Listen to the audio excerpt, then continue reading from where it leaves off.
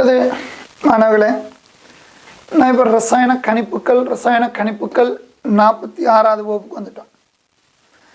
நாங்கள் ஏற்கனவே 45 வகுப்புகள் செய்துட்டு முதல்ல 3.5 வரையில் எல்லா பகுதிகளையும் முடிச்சிட்டோம். அதாவது உங்களோட ரிசோர்ஸ் புக்கில் உங்களுக்கு தெரியும் இது இந்த அவ்வளோ பகுதிகளும் நாங்கள் செய்து முடிச்சிட்டோம். எஞ்சிருக்குது இவ்வளோ பாதிகளும் இவ்வளோ பாதிகளும் தான் நம்மளுக்கு எஞ்சிருக்கு.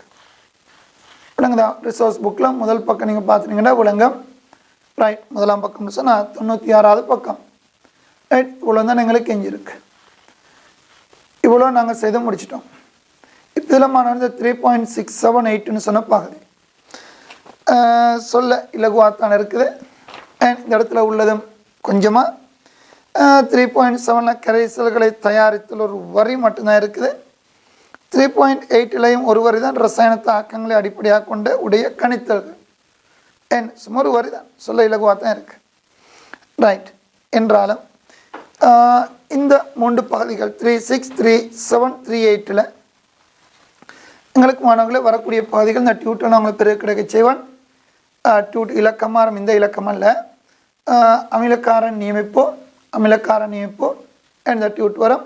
இதே ஆட்சியட தாழ்த்தல் நியமிப்பு விளங்குதா? இந்த டியூட்டுகள் உட்பட உங்களுக்கு இந்த அவ்வளோ நாங்கள் 3.6, 3.7, 3.8க்குள்ளே செய்து முடிக்கணும். அதான் சிலபஸ். ரிசோர்ஸ் புக்கில் சுருக்கமாக சொல்லியிருப்பினும் பின்னால் நீங்கள் வாசிக்கலாம் என்ன இருக்குன்னு சொல்லி இப்போ நான் படிச்சுட்டு போக விளங்கும் ரைட். இவ்வளோ செய்து முடிக்கணும். ஏறத்தாழ ஒரு 45 பக்கம் 45 பக்கம் டியூட் உங்களுக்கு இதுக்குள்ளே இருக்குது. இந்த 3.6, 3.7, 3.8க்குள்ளே குறைந்த ஒரு 45 பக்கம் டியூட் இருக்குது. அதாவது ரசாயன கணிப்புகளில் ஃபைனல் எக்ஸாம் எஸ்ஏக்குரிய கேள்வி 9B கேள்வி மட்டுமல்ல, ஒவ்வொரு முறை 2019 9Bயை வாசிங்க, 2020 9B கேள்வி பாருங்கள். அது உட்பட எம்சிக்குள்ள அநேகமாக 2 அல்லது 3 எம்சிக்கு இந்த அவ்வளோக்குரிய விடைகளும் இப்போ நாங்கள் படிக்க போகிற 3.678க்குள்ளே வரும். இதோட தொடர்ச்சியாக அந்த 3 பகுதிகளும் ஒன்று இணைஞ்சிருக்கு ரைட். ஏனைய பகுதிகளுடனான தொடர்பு இதுக்கு குறைவு இருக்குது. இந்த செறிவு அந்த என்ன மூலத்திறன் படித்தோம் ரைட். அதெல்லாம் என்ன பிபிஎம் பிபிபி அப்படி அவ்வாறான பகுதிகள். அப்புறம் அழகு மாற்றங்கள் மைக்ரோ லீட்டர் பர் லீட்டர் இவ்வாறு பிபிஎம்க்கு மாற்றலாம். அந்த விளக்கங்களும் தேவைப்படும்.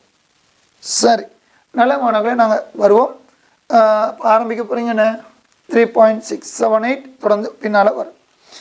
சரி, என்ன 3.6ன்னு சொல்கிறது? ரசாயன தாக்கங்களை சமப்படுத்தல் உங்களுக்கு தலைப்பு ஒன்று தரப்படுது. அதுக்குள்ள 3 பிரிவுகள் சொல்கிறாங்க. சரிபார்த்தல் முறையில் ரசாயன தாக்கங்களை சமப்படுத்தல், ஒரு தாழ்த்தேற்ற முறையில் சமன்பாடுகளை சமப்படுத்தல், ஈடு செய்தல். 3வது பகுதி சொல்லப்பட்டிருக்குது எளிய சிறிய கருத்தாக்கங்களை சமப்படுத்தல். இந்த கருத்தாக்கங்கள் நாங்கள் படிக்கும்போது கதைப்போம். கருத்தாக்கங்களை சமப்படுத்தன்னு சொன்னது முதலாம் அலகுல, உங்களோட ஜெனரல் கெமிஸ்ட்ரி முதலாம் அலகுல யூனிட் 1ல் முதல் இயற்கை கருத்துப்பாடு. இது ஆல்பா பீட்டா கேமா NA. அதை கீழே முழுமையாக சமப்படுத்தல் சகலரும் படித்து முடிச்சிருப்பீங்க. ஏன் அப்போ தான் உங்களுக்கு ஆல்பாவை எது வெளிவிடும், எந்த ஆல்பா வெளிவிடாது. எங்கே நாங்கள் படிக்கிறோம்? புரோத்திரன், இலத்திரன், புரோத்திரன், நியூத்திரன் அணுவின் உபதுணிக்கைகள். புரோத்திரன் இவ்வாறு இனம் காணப்பட்டது. அணுவுண்ட அமைப்பு, அணு வடிவம், கருவிட அமைப்பு, புரோத்திரங்கள், ரதப்படி, பொட்டகட்டு பரிசோதனை. நியூத்திரன் செட்விக்கின பிரில்லிய தாடு பரிசோதனை. ரதப்படின்னு செய்கிறாரு, பொட்டாட்டின் மீது ஆல்பா, செட்விக் பிரில்லிய தாட்டின் மீது ஆல்பா, இரண்டுக்குமே ஆல்பா தேவை. இந்த ஆல்பா இவ்வாறு உருவாகுது, அதுக்கு என்ன தொழிற்பாடு, அது என்னென்ன கருக்கள் ஆல்பா வெளிவிடம், குட்டிக்குள்ள என்னென்ன கருக்களை வைக்கலாம், என்னென்ன சமதானிகளை வைக்கலாம், இதெல்லாம் நாங்கள் யூனிட் 1ல் கட்டாயம் சகலரும் படிச்சிருப்பீங்க. அங்கே தான் நான் கருத்தாங்களீடு சில படிக்கிறோம். இதையும் தாண்டி ஃபிசிக்ஸில் மெட்டர் அண்ட் ரேடியேஷன், சடமும் கதிர்ப்பும் பதிக்கலையும், செயற்கை கருத்துவைப்பாடு அங்கேயும் படிப்பினோம். இவ்வாறு உங்களுக்கு 2 இடங்களை படிக்கிறது அவ்வளோ எங்களோட கெமிஸ்ட்ரிக்கில் இங்கே எவ்வாறு ஈடு செய்யலான்னு படிக்கணுமா 3.3ல். ஆனால் அந்த அவ்வளோ நீங்கள் அதை இங்கே சொல்லப்பட்டதோட மேலதிகமான நீங்கள் முதலாம் அலகில் கெமிஸ்ட்ரியில் படித்து முடிச்சிருப்பீங்க என்றாலும் திரும்ப ஒரு ரிவிஷன் போல் கதைப்போம். ஆனால் 3.6ல் 1 அதே போல் 2 சற்று விரிவான முக்கியமான பாதிகள். சரி மாணவர்களே, அப்போ நாங்கள் அந்த இடத்துக்கு வருவோம். உங்களோட தலைப்பு எழுதிக்கொள்ளும். 3.6 எழுதுங்க. தலைப்பு 3.6 ரசாயன தாக்கங்களை சமப்படுத்தல்.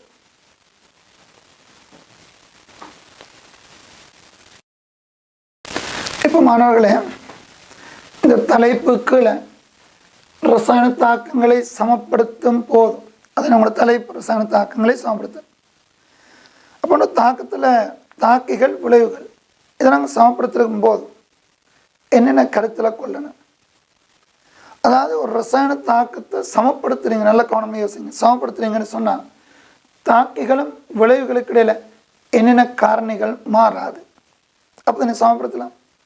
ஒரு தாக்கத்தில் தாக்கிகளையும் விளைவுகளையும் நீங்கள் சமப்படுத்துறீங்கன்னு சொன்னால் அந்த 2க்கு இடையில் என்னென்ன காரணிகள் மாறாது, அந்த தெளிவு உங்களுக்கு இருக்கணும். இவ்வாறு ஒரு ரசாயன தாக்கத்தின் போது ஒருபோதும் மாறாத காரணிகள் ரசாயன தாக்கம். கருத்தாக்கத்தை விடுங்க, கருத்தாக்கத்தை குழப்பிக்காதீங்க. முதலாம் அலகில் படிச்சிருப்போம். கருத்தாக்கத்தின் போது எதுவே மாறாது அத்தியாவசியம் படிச்சிருப்போம். ஞாபகத்தில் வைங்க, ஒரு பக்கம் வைங்க. இப்போ நான் சொல்றது ரசாயன தாக்கம். ரசாயன தாக்கம் பொழுது ஒருபோதும் மாறாத காரணிகள், எப்போதும் பாதுகாக்கப்படும் காரணிகள், பல காரணிகள் இருக்கு. ஏன் அதை வேறாக படித்து வச்சுக்கிறோம் ஏற்கனவே. பல காரணிகள் ரசாயன தாக்கங்களின் போது மாறாது. அதில் 3.6க்கு 3 காரணிகள் போதும். ரசாயன தாக்கங்களின் போது ஒருபோதும் மாறாத பல காரணிகளில் படித்து வச்சுக்கிறீங்க. இதில் 3.6க்கு மாணவர்களே 3 காரணிகள் போதும். எது? அணுக்களின் எண்ணிக்கை மாறாது. ஒரு ரசாயன தாக்கம் போது ரசாயன கரு அல்ல, கவனம் குழப்பிக்குவானும். ரசாயன தாக்கம் கருத்தாக்கம்னு படிச்சுக்கிறீங்க. முதலாம் அலகில் ஒப்பீடு கவனமாக தான் சொல்கிறேன். அங்கே நாங்கள் படிச்சுக்கிறோம் எது மாறாதுன்னு சொல்லி கவனிங்க. அதில் ரசாயன தாக்கம் போது சமப்படுத்த, அதாவது 3.6ல் உங்களுக்கு தேவையான 3 சொல்கிறேன் கேளுங்க. 3 போதும், நல்ல போதும். ஒன்று அணுக்களின் எண்ணிக்கை. தாக்கியில் குறித்தொரு அணு எத்தனை இருக்குதோ விளைவில் அதே எண்ணிக்கையில் வரும். தாக்கியில் ஹைட்ரஜன் எத்தனை இருக்குதோ விளைவிலையும் அதே எண்ணிக்கையான ஹைட்ரஜன் விளைவிலையும் வரும். ரைட். இந்த அணுக்கள் எண்ணிக்கை மாறாது. ஒவ்வொரு அணுவினதும் எண்ணிக்கை மாறாது தாக்கி விளைவுகளுக்கு இடையில். 2வது மின்னேற்றம். தாக்கிக்குள்ளே எவ்வளோ ஏற்றம் இருக்குதோ விளைவிலையும் அதிக அளவான ஏற்றம். என் அணுக்களின் எண்ணிக்கை போல ஏற்றம் காக்கப்படும். இப்போ நான் சொல்ல போகிறேன் திணிவு காப்பு விதி போல ஏற்ற காப்பு, திணிவு காப்பு போல ஏற்ற காப்பு. ஏற்றம் மாறாது, மின்னேற்றம் மாறாது. தாக்கிக்குள்ள எவ்வளோ ஏற்றம், விளைவில் அதிக அளவான ஏற்றம். திரும்ப சொல்ல ரசாயன தாக்கத்துக்கு. 3வது தாக்கிகள் இலத்திரனை இழந்தால், குறித்தொரு தாக்கி இலத்திரனை இழந்தால் இன்னும் ஒரு தாக்கி விளைவல்ல, இன்னும் ஒரு தாக்கி அதே எண்ணிக்கையான இலத்திரங்களை இயக்கும். குறித்தொரு தாக்கி இலத்திரனை இழந்தால் மற்றைய தாக்கி அதே எண்ணிக்கையான இலத்திரங்களை இயக்கும். அதாவது குறித்தொரு தாக்கத்தின் போது அந்த இலக்கும் ஏற்கும் இலத்திரங்கள் எண்ணிக்கை தாக்கிகளுக்கு இடையில, தாக்கி விளைவல்ல தாக்கிகளுக்கு இடையில அந்த எண்ணிக்கை மாறாது. இந்த 3 காரணிகள் எது? அணுக்கள் எண்ணிக்கையும் மின்னேற்றம், இலத்திர எண்ணிக்கை. இந்த 3 தான் நாங்கள் பயன்படுத்துகிறோம் ரசாயன தாக்கங்களை ஈடு செய்ய. காரணம் ரசாயன தாக்கங்களின் போது மாறாத பல காரணிகளில் இந்த இடத்துக்கு இந்த 3 காரணிகள் போதும் 3.6ல். ரைட். இதோட நீங்கள் சிறிய வகுப்பில் 6ஆம் 7ஆம் வகுப்பில் படித்தது அதை நான் ஞாபகப்படுத்துகிற விதமாக 2 கேள்விகள் எழுதித்தான், கேள்வி செய்து கொடுத்தான். இப்போ நான் அந்த யூனிட்டாக 3.6 ஆரம்பிக்க போகிறேன். கவனிங்க, என்ன படிச்சுனீங்க? திணிவு காப்பு விதி. ரசாயன தாக்கம் போது மொத்த திணிவு மாறாது. இப்போ நான் சொன்னேன் மொத்த மின்னேற்றம் மாறாது, அதுபோல் மொத்த திணிவு மாறாது. சரி, திரும்பவும் சொல்கிறேன், குழப்பிக்கிறே இல்லை. ரசாயன தாக்கம் கருத்தாக்கத்தை குழப்பிக்கூடாது. கவனிங்க மாணவர்களே, இப்போ அது சார்ந்த 2 கேள்விகளை நான் எழுதி இந்த வகுப்பு ஆரம்பிக்கலான்னு பார்க்குறேன். நான் அடிக்கடி உங்களுக்கு சொல்கிற விடயம், என்னுடைய வகுப்பில் இந்த ரிசோர்ஸ் புக்கை சிலபஸை முடிச்சுக்கிட்டு போகணுன்றதுக்காக படிக்கிற மனோநிலையில் என்னுடைய வகுப்பில் இருக்கக்கூடாது. உங்களுக்கு முழுமையான கெமிஸ்ட்ரி தேவை. ரிசோர்ஸ் புக்கை முடிச்சு போட்டால் முடியுது பள்ளிச்சு உங்களால் எக்ஸாம் செய்ய முடியாது. உங்களால் சுயமாக கேள்வி செய்ய முடியாது. சுயமாக எல்லாம் கெமிஸ்ட்ரி தான். எல்லாம் கெமிஸ்ட்ரிக்குள்ளே எடுத்து நீங்கள் கதைக்கூடியதாக இருக்கணும். ஒரு பரந்தொரு அறிவு இருக்கணும், உங்களுக்கு நாலேஜ் இருக்கணும். ஒரு கேள்வி வாசிக்கலை எங்கெங்கே படிச்சுக்கிறோம் குழப்பிக்காமல் சரியான இடத்துக்கு வந்து நீங்கள் விட சொல்லக்கூடிய அமைப்பு இருக்கணும். அதுக்கு தான் உங்களுக்கு அந்த பரந்த அறிவு இருக்கணும். ரைட், எல்லாம் கெமிஸ்ட்ரி நான் கதைக்க போகிறேன். இது 3.6 ஆன கேள்வி கேட்கக்கூடாது. 3 அதான் 3ஆம் அளவுக்குள்ளே இது வந்து போகுது. உங்களுக்கு தெரியும் 3ஆம் அளவுக்கு நான் கணிப்பு தானே, அதானே திணிவு ரைட். கணக்கு தான் என்னுடைய கேள்வி தான். கணக்கு ரசாயன தாக்கமுனின் போது பின்னொரு நாட்டில் இது எப்பொழுதும் காக்கப்படுகின்றது. ரசாயன தாக்கமுனின் பொழுதோ பின் ஒருவனவாட்டில் இது எப்பொழுதும் காக்கப்படுகின்றது. அதான் கேள்வி கூட. சரி, இது ஒரு ஃபைனல் எக்ஸாம் கேள்வி. இந்த காலம் 1982 எவ்வளோ 40 வருடம். என்ன கூட தாய் தாப்பன் கூட அவங்களுக்கும் இது ஒரு பாஸ் பேப்பராக தான் இருக்குது. உங்களை விட இங்கே தாய் தாப்பனுக்கும் பாஸ் பேப்பராக இருக்குது. 1982 இதோட இன்னொரு கேள்வி நான் இங்கே எழுதிக்கிறேன். இது 1987 56ஆம் கேள்வி. 1987 ஆகஸ்ட் 56ஆம் கேள்வி. 1987 56ஆம் கேள்வி நான் எழுதிக்கிறேன். ஒரு 2 கேள்விகள் எழுதி இந்த கேள்விகளை விளங்கின பிறகு நாங்கள் ஆரம்பிப்போம் எங்களோட 3.6. கவனிங்க. முதல் இந்த கேள்வி எழுதிக்கிட்டே வரும். எழுதுங்க, கொப்பியில் எழுதுங்க. என்ன தலைப்பு எழுதிருக்கிறீங்க? 3.6 ரசாயன தாக்கங்களே சமப்படுத்தல் இருக்கட்டும் தலைப்பு. அந்த ஹெடினுக்களை முதலாவது ஆரம்பிங்க. இந்த கேள்வி எழுதுங்க. முதல் கேள்வி எழுதுங்க. ரசாயன தாக்கம் ஒன்றின் போது பின் வருவனவற்றிலது எப்பொழுதும் காக்கப்படுகின்றது. எது எப்பொழுதும் காக்கப்படுகின்றது? 5 விடைகளை எழுதுங்க. முதலாவது விட கனவளவு. 2 அடர்த்தி. 3 திணிவு. 4 அமுக்கம். 5 மூலக்கூறுகளின் எண்ணிக்கை. பக்கத்தில் காலத்தையும் எழுதுங்க. இதெல்லாம் உங்களோட டியூட்டில் வருமானவர்கள் என்றாலும் எழுதிக்கொள்ளுங்க. எழுதிச்சேங்க விளங்க. 1982 ஆகஸ்ட் 2ஆம் MCக்கு 2ஆம் கேள்வி. சரி. இந்த கேள்வி நான் கதைச்ச பிறகு அடுத்ததை கதைப்போம். 2ஆம் கேள்வி பிறகு எழுதுவோம். இந்த கேள்வி பிறகு எழுதுவோம். கவனிங்க.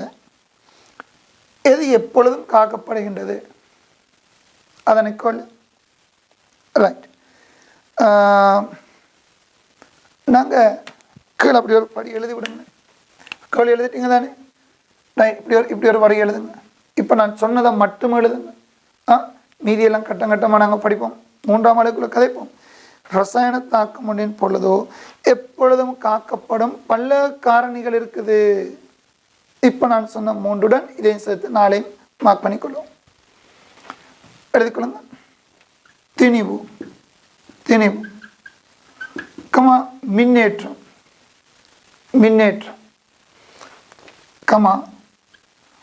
அணுக்களின் எண்ணிக்கை.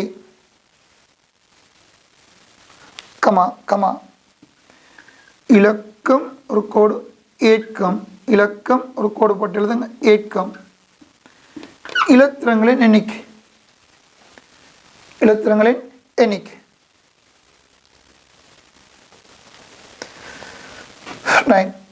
கிடையாக ஒரு கோடு போட்டு எழுதுங்க. இவை யாவும் ரசாயன தாக்கங்களின் போது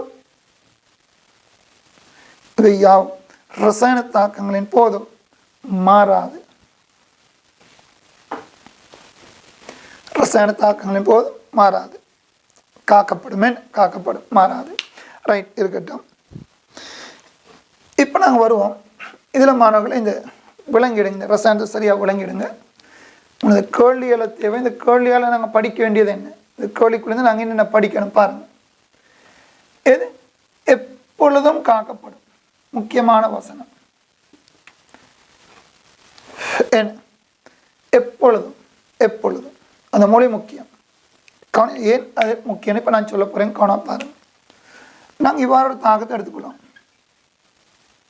ஒரு H2 gas, Cl2 gas, 2HCl gas, 2HCl gas.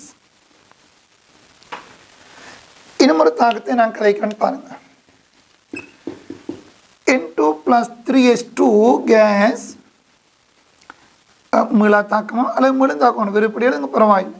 மீளா தாக்கம் எழுதுங்க. சரி, எழுதவான முதல்ல பாருங்கள். நான் இங்கே கதைக்கு நீங்கள் எழுதிக்கிறேன் இல்லை, ரைட், கவனிங்க.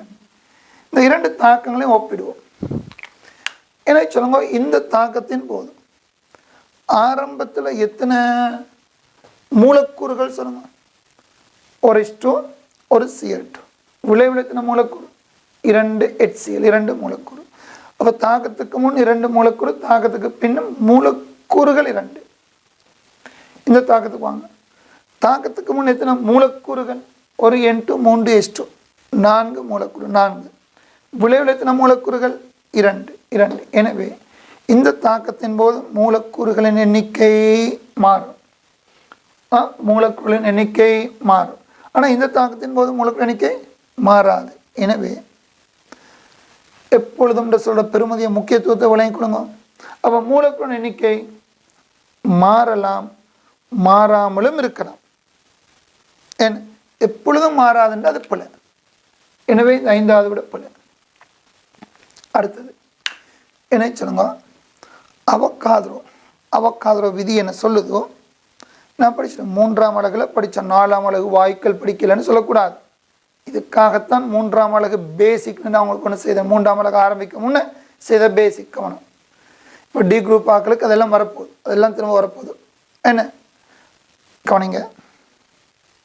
இந்த அவக்காடோ விதி என்ன சொல்லுதோ, ஒரே வெப்பநிலை அமுக்கத்தில் வெப்பநிலை அமுக்கம், வெப்பநிலை அமுக்கம் மாறாத விடுது.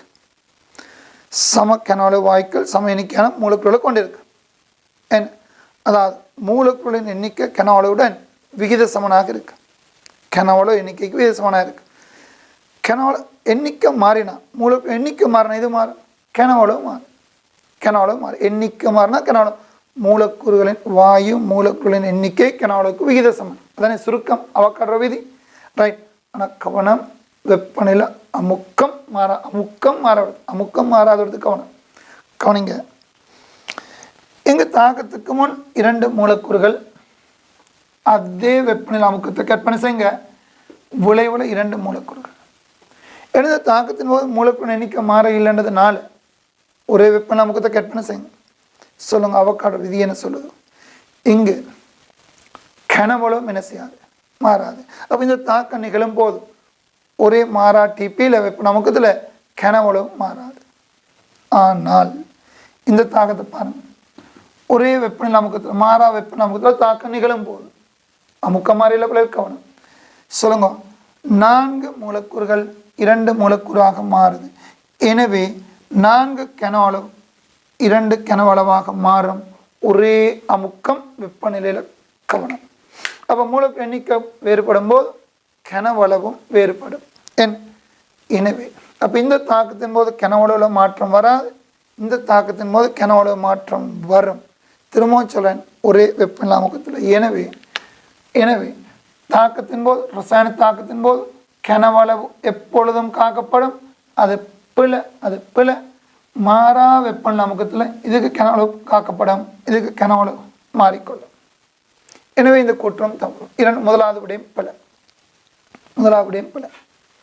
சரி, எங்களுக்கு தெரியும் ரசாயன தாக்கத்தின் போது எது திணிவன செய்யாது, திணிவு மாறாது, ஒருபோது மாறாது. எனவே 3ஆம் விட சரி. ரைட். அடுத்து வருவோம், கவனிங். பாயில் என்ற விதி என்ன சொல்லுது? குறித்த அளவுடைய வாயுவுக்கு வெப்பநிலை மாறாது விடுத்து. கனோல அமுக்கத்துக்கு நேர்மாறு விகித சமம். கனோல கூடுதா அமுக்கம் குறையும், அமுக்கம் கூடுதா கனோல குறையும். என்ன அப்படி இதோ நேர்மாறு. என்ன சொல்லுங்க, இந்த தாக்கத்தின் போது மூலக்கூறு எண்ணிக்கை மாறையில் கனவலும் மாற இல்லைன்னு சொன்னால் அமுக்கமும் மாறாது. கனவலும் மாறினால் அமுக்கம் மாறும். இந்த தாக்கத்தின் போது இப்போ காணும் அமுக்கத்தை படி கதைக்கிறோம். இப்போ மாறா வெப்பநிலை சொல்லுங்க, மாறா வெப்பநிலை இந்த தாக்கம் நிகழும் போது கனவளவு மாற்றம் வர்றதுனால அமுக்க மாற்றமும் வரும். ஆனால் இந்த தாக்கத்தின் போது கனவளவு மாற்றம் இல்லையா, அமுக்க மாற்றமும் இல்லை. இனி மூடிய தொகுதியில் வெப்பநிலை மாறாத விடத்து கதைக்கிறோம். பாயில் விதி கதைக்கிறோம். கவனம். எனவே அமுக்கம்னு சொன்னது வெவ்வேறு தாக்கங்களுக்கு ஏற்ப மாறலாம், மாறாமலும் இருக்கலாம். அப்போ கோழிக்கு விட தெரியும் ஏனைய விடைகளை விளையும் குழம்பு அடர்த்திக்கு வாங்க. என்ன அடர்த்தின்றது? திணிவின்கீழ் கனவளம் ரசாயன தாக்கத்தின் போது திணிவு இல்லை, மாற இல்லை. ஆனால் கனவளம் மாறலாம், மாறாமலும் இருக்கலாம். எனவே அடர்த்தி மாறலாம், மாறாமலும் இருக்கலாம். ஆகவே எப்பொழுதும் காக்கப்படுவது எது எப்பொழுதும் காக்கப்படும்? திணிவு மட்டுமல்ல, பிற திணிவு பாடமாக வச்சுக்கிறே இல்லை, அதில் மனநம் செய்கிறது இல்லை. நல்ல விளைய குடும்பம். மாறாத காரணம் இன்னும் பல இருக்குது. எப்பொழுதும் மாறாத காரணிகள் பல இருக்குது. மின்னேற்றம், அணுக்களின் எண்ணிக்கை, இலக்கம் ஏற்கும் இலத்தின் எண்ணிக்கை அப்படின்னு ஒரு லிஸ்ட் ஒன்று இருக்குது. முன்ன படித்து வச்சுக்கிறோம், முதலாம் அழகில் படித்து வச்சுக்கிறோம். என் அகளை ஞாபகப்படுத்திக்கணும். சகலரும் எங்கெங்கோ படிச்சிருப்பீங்க, அகளை ஞாபகப்படுத்திக்கணும். சரி, மாணவர்களே, நான் சொல்ல வந்தது திணிவு காப்பு விதி, இதே போல் ஏற்றம், இந்த கோட்பாடுகளை பயன்படுத்தி தான் இப்போ நான் 3ஆம் அழகை படிக்க போகிறோம். சரி, இன்னும் ஒரு கேள்வியை நான் காய்ச்சி போட்டு இந்த கேள்வியை நான் காய்ச்சி போட்டு அந்த பகுதியை ஆரம்பித்தா பிரயோசனமாக இருக்குன்னு நினைக்கிறேன். வரும்.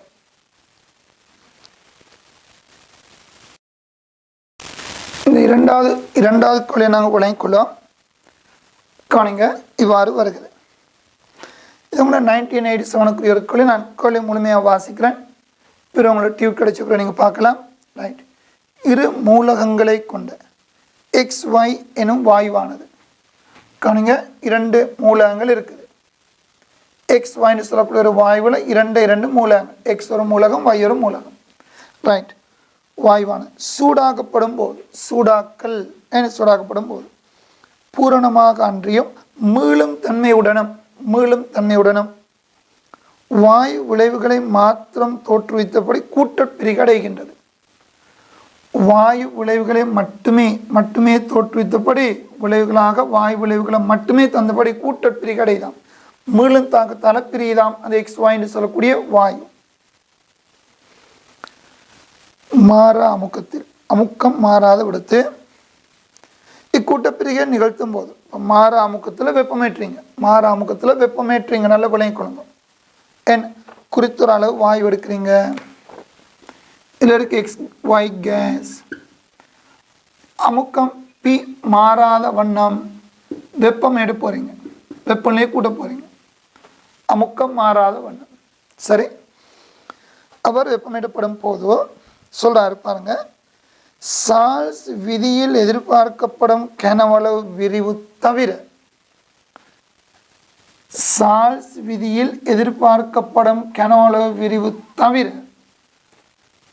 கனவளவு விரிவு தவிர வேறேதும் கனவளவு வேறுபாடுகள் நிகழ்வதில்லை.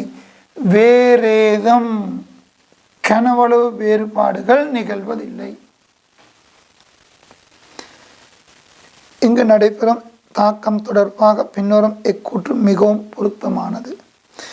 ரைட். அந்த தாக்கத்தின விளைவுகளாக எது மிகவும் பொருத்தம்னு கேட்குறாங்க. முதலாவது விளைவுகளை கேள்வி வழங்கிட்டுதான். இவ்வளோ தான் இப்போ நான் கோப்பியில் உங்களுக்கு எழுத போகிறேன். பாருங்க, XY கேஸ், சூடாக்கல், மீளும் தாக்கம், விளைவுகள் ஒரு கேள்வி குறிப்பிடணும். விளைவுகளை வை. எழுதுங்களேன் கேள்வி இதே போல் எழுதுங்க. இரண்டாம் கேள்வி Q2னா Q2 இரண்டாம் கேள்வி XY கேஸ் சூடாக்கல் மீளும் தாக்கம் விளைவுகள் ஒரு கேள்விக்குறி போடுங்க. போட்டு பக்கத்தில் இந்த தரவு எழுதுங்க. நீங்கள் தரவுன்னு சொல்லி பரவாயில்ல ரைட் தரவு என்ன சொல்லுதோ எழுதுங்க. சால்ஸ் அரைக்குறை எழுதுகிறேன். கேள்வி ஒரு விரிவான பெரிய ஒரு கேள்வி நான் சுருக்கமாக சொல்கிறேன். சால்ஸ் விதியில் எதிர்பார்க்கப்படும் கனவளவு விரிவு தவிர சால்ஸ் விதியில் எதிர்பார்க்கப்படும் கனவளவு விரிவு தவிர வேறேதும் கனவளவு வேறுபாடுகள் நிகழ்வதில்லை. வேறேதும் கனவளவு வேறுபாடுகள் நிகழ்வதில்லை எனின் இத்தாக்கத்தின் போதான விளைவுகள் நிறுத்துங்க. இத்தாக்கத்தின் போதான விளைவுகள். சரி கனிமானங்களே, முதலாவது விட எக்ஸ் கேஸ் ஒய் கேஸாக இருக்குமா விளைவு.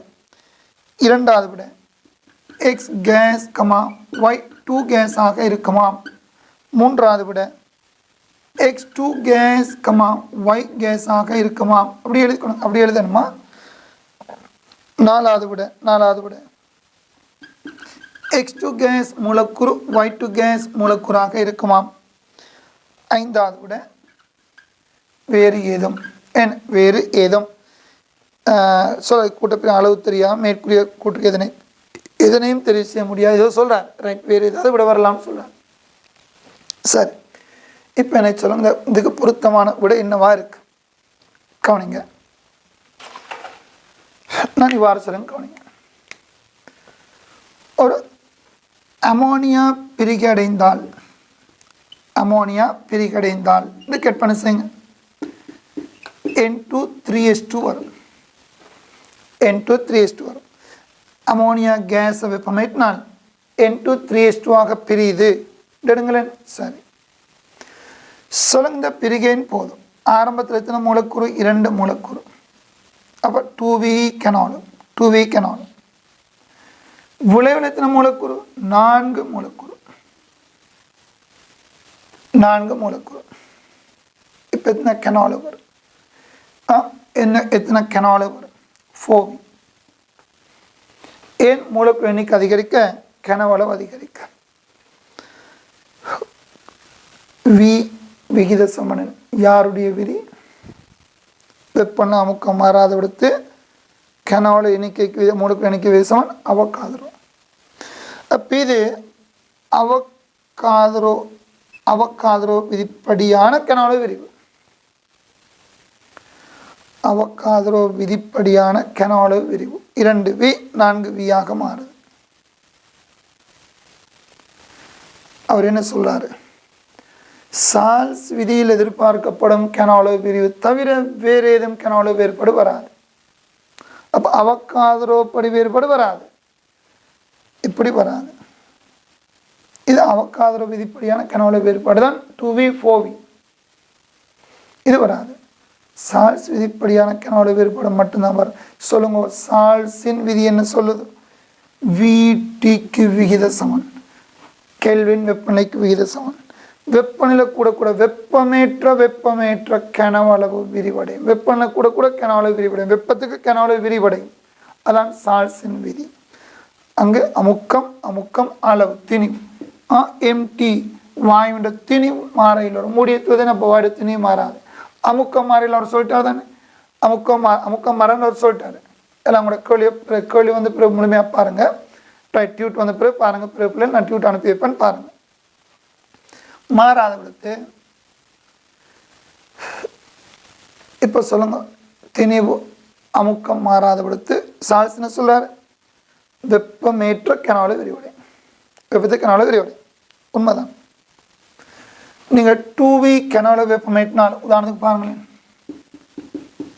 2HI case H2 case I2 case.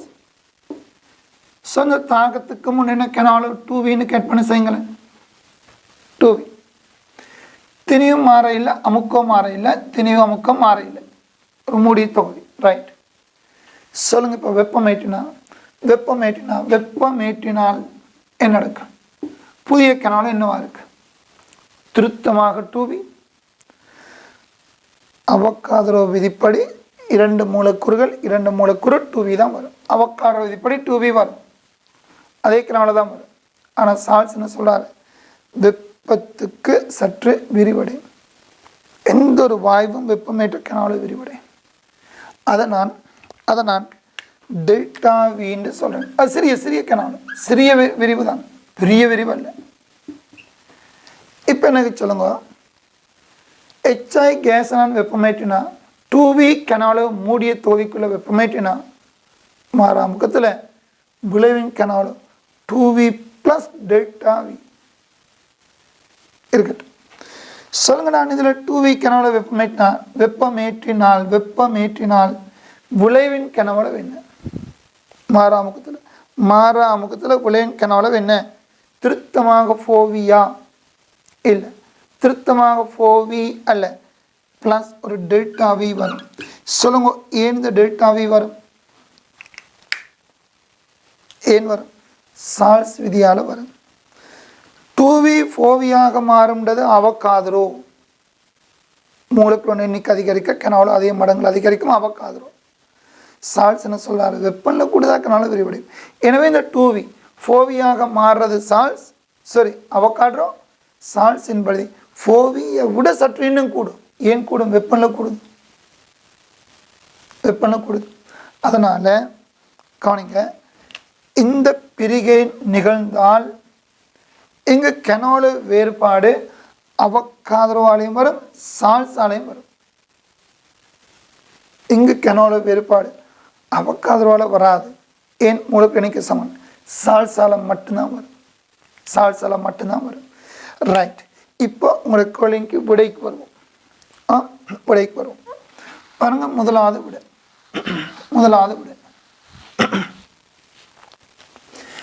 XY கேஸை வெப்பமேற்றுறீங்க. முதலாவது சொல்லுது X கேஸ் Y கேஸ் அணுக்கள் X அணு Y அணு வருமா என்று சொன்னால் சொல்லுங்க, தாக்கம் ஈடு செய்யப்பட்டிருக்கான முதல்ல பாருங்க, அணுக்களின் எண்ணிக்கையால். ரைட், சரி. இப்போ சொல்லுங்க, இது V ஆக இருந்தால் விளைவு என்னவா இருக்கு? வெப்பமேற்றீங்க விளைவு என்னவா இருக்கு? தேவையான இதெல்லாம் நீங்கள் உங்களோட கொப்பியில் ரஃபாக எழுதிக்கொள்ளுங்க. கட்டாயம் இல்லை, உங்களுக்கு தேவையான கருதுனா எழுதிக்கொள்ளுங்க. சரியா சொல்லுங்க. என்ன வரப்போகுது? இது V. இங்கே என்ன வரப்போகுது? 2v + delta we. ஏன் 2v வந்தது? யார்? அவகாட்ரோ. டெல்டா வி யாரால? சால்ஸால. ஏன் சால்ஸ்? வெப்பமேற்றிங்க தானே. இதை விட அதுக்கு வெப்பநிலை சற்று அதிகம் தானே. அவகாட்ரோ என்ன சொல்றாது? வெப்பநிலையும் அமுக்கமும் வெப்பநிலையும் மாறாத விடத்து தான் அவகாட்ரோ. அவை அமுக்க மாறையில் சரி, வெப்பநிலை மாறாவிட்டா V2v. ஆனால் வெப்பநிலை கூடுதானே, அதனால் ப்ளஸ் டெல்டா வி சால்ஸ் வரும். அப்போ எனவே முதலாம் விடைக்கு சால்ஸ் விதி மட்டுமல்ல, அவகாட்ரோவும் வரும். இரண்டின் படியும் கெனாவில் மாற்றம் வரும். இரண்டாவது விடைக்கு வாங்க. XY கேஸ் மீளும் தாக்கம் X கேஸ் Y2 கேஸ் ஆக இருந்தால் இவ்வாறு பிரிகை அடைந்தால்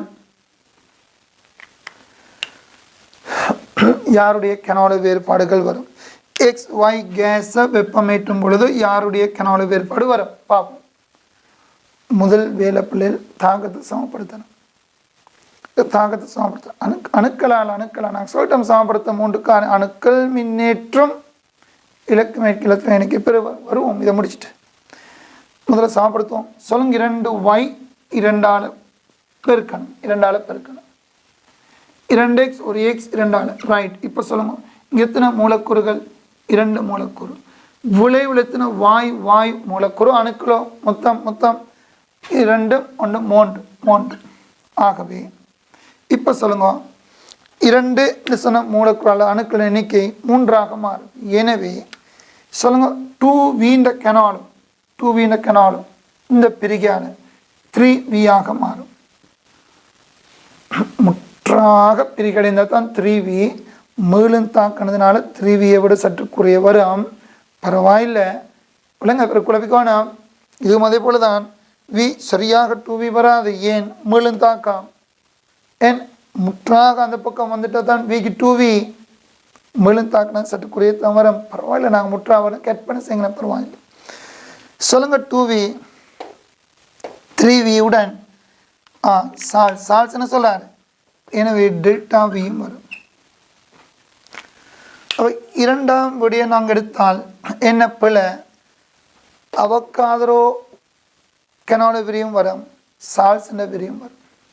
உங்களுக்கு தேவை சால்ஸ் விதியில் எதிர்பார்க்கப்படும் கெனால விரிவு தவிர வேறு ஏதும் வரக்கூடாது. என்ன வேறு ஏதும்? அவக்காதரோ வரக்கூடாது, அதான் வேறு ஏதும். சரி, அவை இரண்டாவது விட பிள்ளை. மூன்றாவது விடைக்கு வாங்க. மூன்றாம் விடை பாருங்க. மூன்றாவது விட XY கேஸ் மேலும் தாக்கம் X2 கேஸ் Y கேஸ் ஆக இருந்தால், முதல் வேளை நான் ஏற்கனவே சொன்ன போல தாக்கத்தை ஈடு செய்யுங்க. X2 இரண்டால் பெருக்குங்க, ரைட். எனவே தாக்கத்துக்கு முன் 2 மூலக்கூறுகள், தாக்கத்துக்கு பின் 3 மூலக்கூறுகள், 2 மூலக்கூறு 3 மூலக்கூறாக மாறுது. எனவே XY கேஸ் நான் வெப்பமேற்றினால் சொல்லுங்க 2v கன அளவு முற்றாக பிரிகேண்டு கற்பனை செய்யுங்க 3v ஆக மாறும். ஏன்? 2 மூலக்கூறு 3 மூலக்கூறாக முற்றாக போயிட்டா 3v வரும். ப்ளஸ் டெல்டா வியும் வரும். ஏன் டெல்டா வி? ஏன் டெல்டா பிள்ளை? இது யார்? Charles. 2v 3v Avogadro, delta V Charles. எனவே மூன்றாம் விடையும் பிழை. அதாவது இந்த 3 விடைகளும் பிழை. இதில் சால்ஸ் விரியும் மட்டுமல்ல, அவகாட்ரோ விரியும் வருகிறது. இறுதியாக 4வது விடைக்கு வரும். சொல்லுங்க. XY கேஸ், XY சொன்ன கேஸ், ஆரம்பம் XY, மீளும் தாக்கத்தால் X2 Y2 ஆக மாறுது. X2 Y2 ஆக மாறுது. நான் சொன்ன முதல் வேலை என்ன? தாக்கத்தை ஈடு செய்யணும். சொல்லுங்க. ஆரம்பம் எத்தனை மூலக்கூறுகள்? 2 மூலக்கூறுகள். விளைவும் 2 மூலக்கூறு. ஆரம்பம் 2, விளைவும் 2. எனவே கற்பனை செய்யுங்க, ஆரம்ப தாக்கிகளின் கெனாலோ 2v சொன்னால் விளைவின் கெனாலோ 2v. ஏன்? மூலப்பிரணிக்க மாற இல்லை.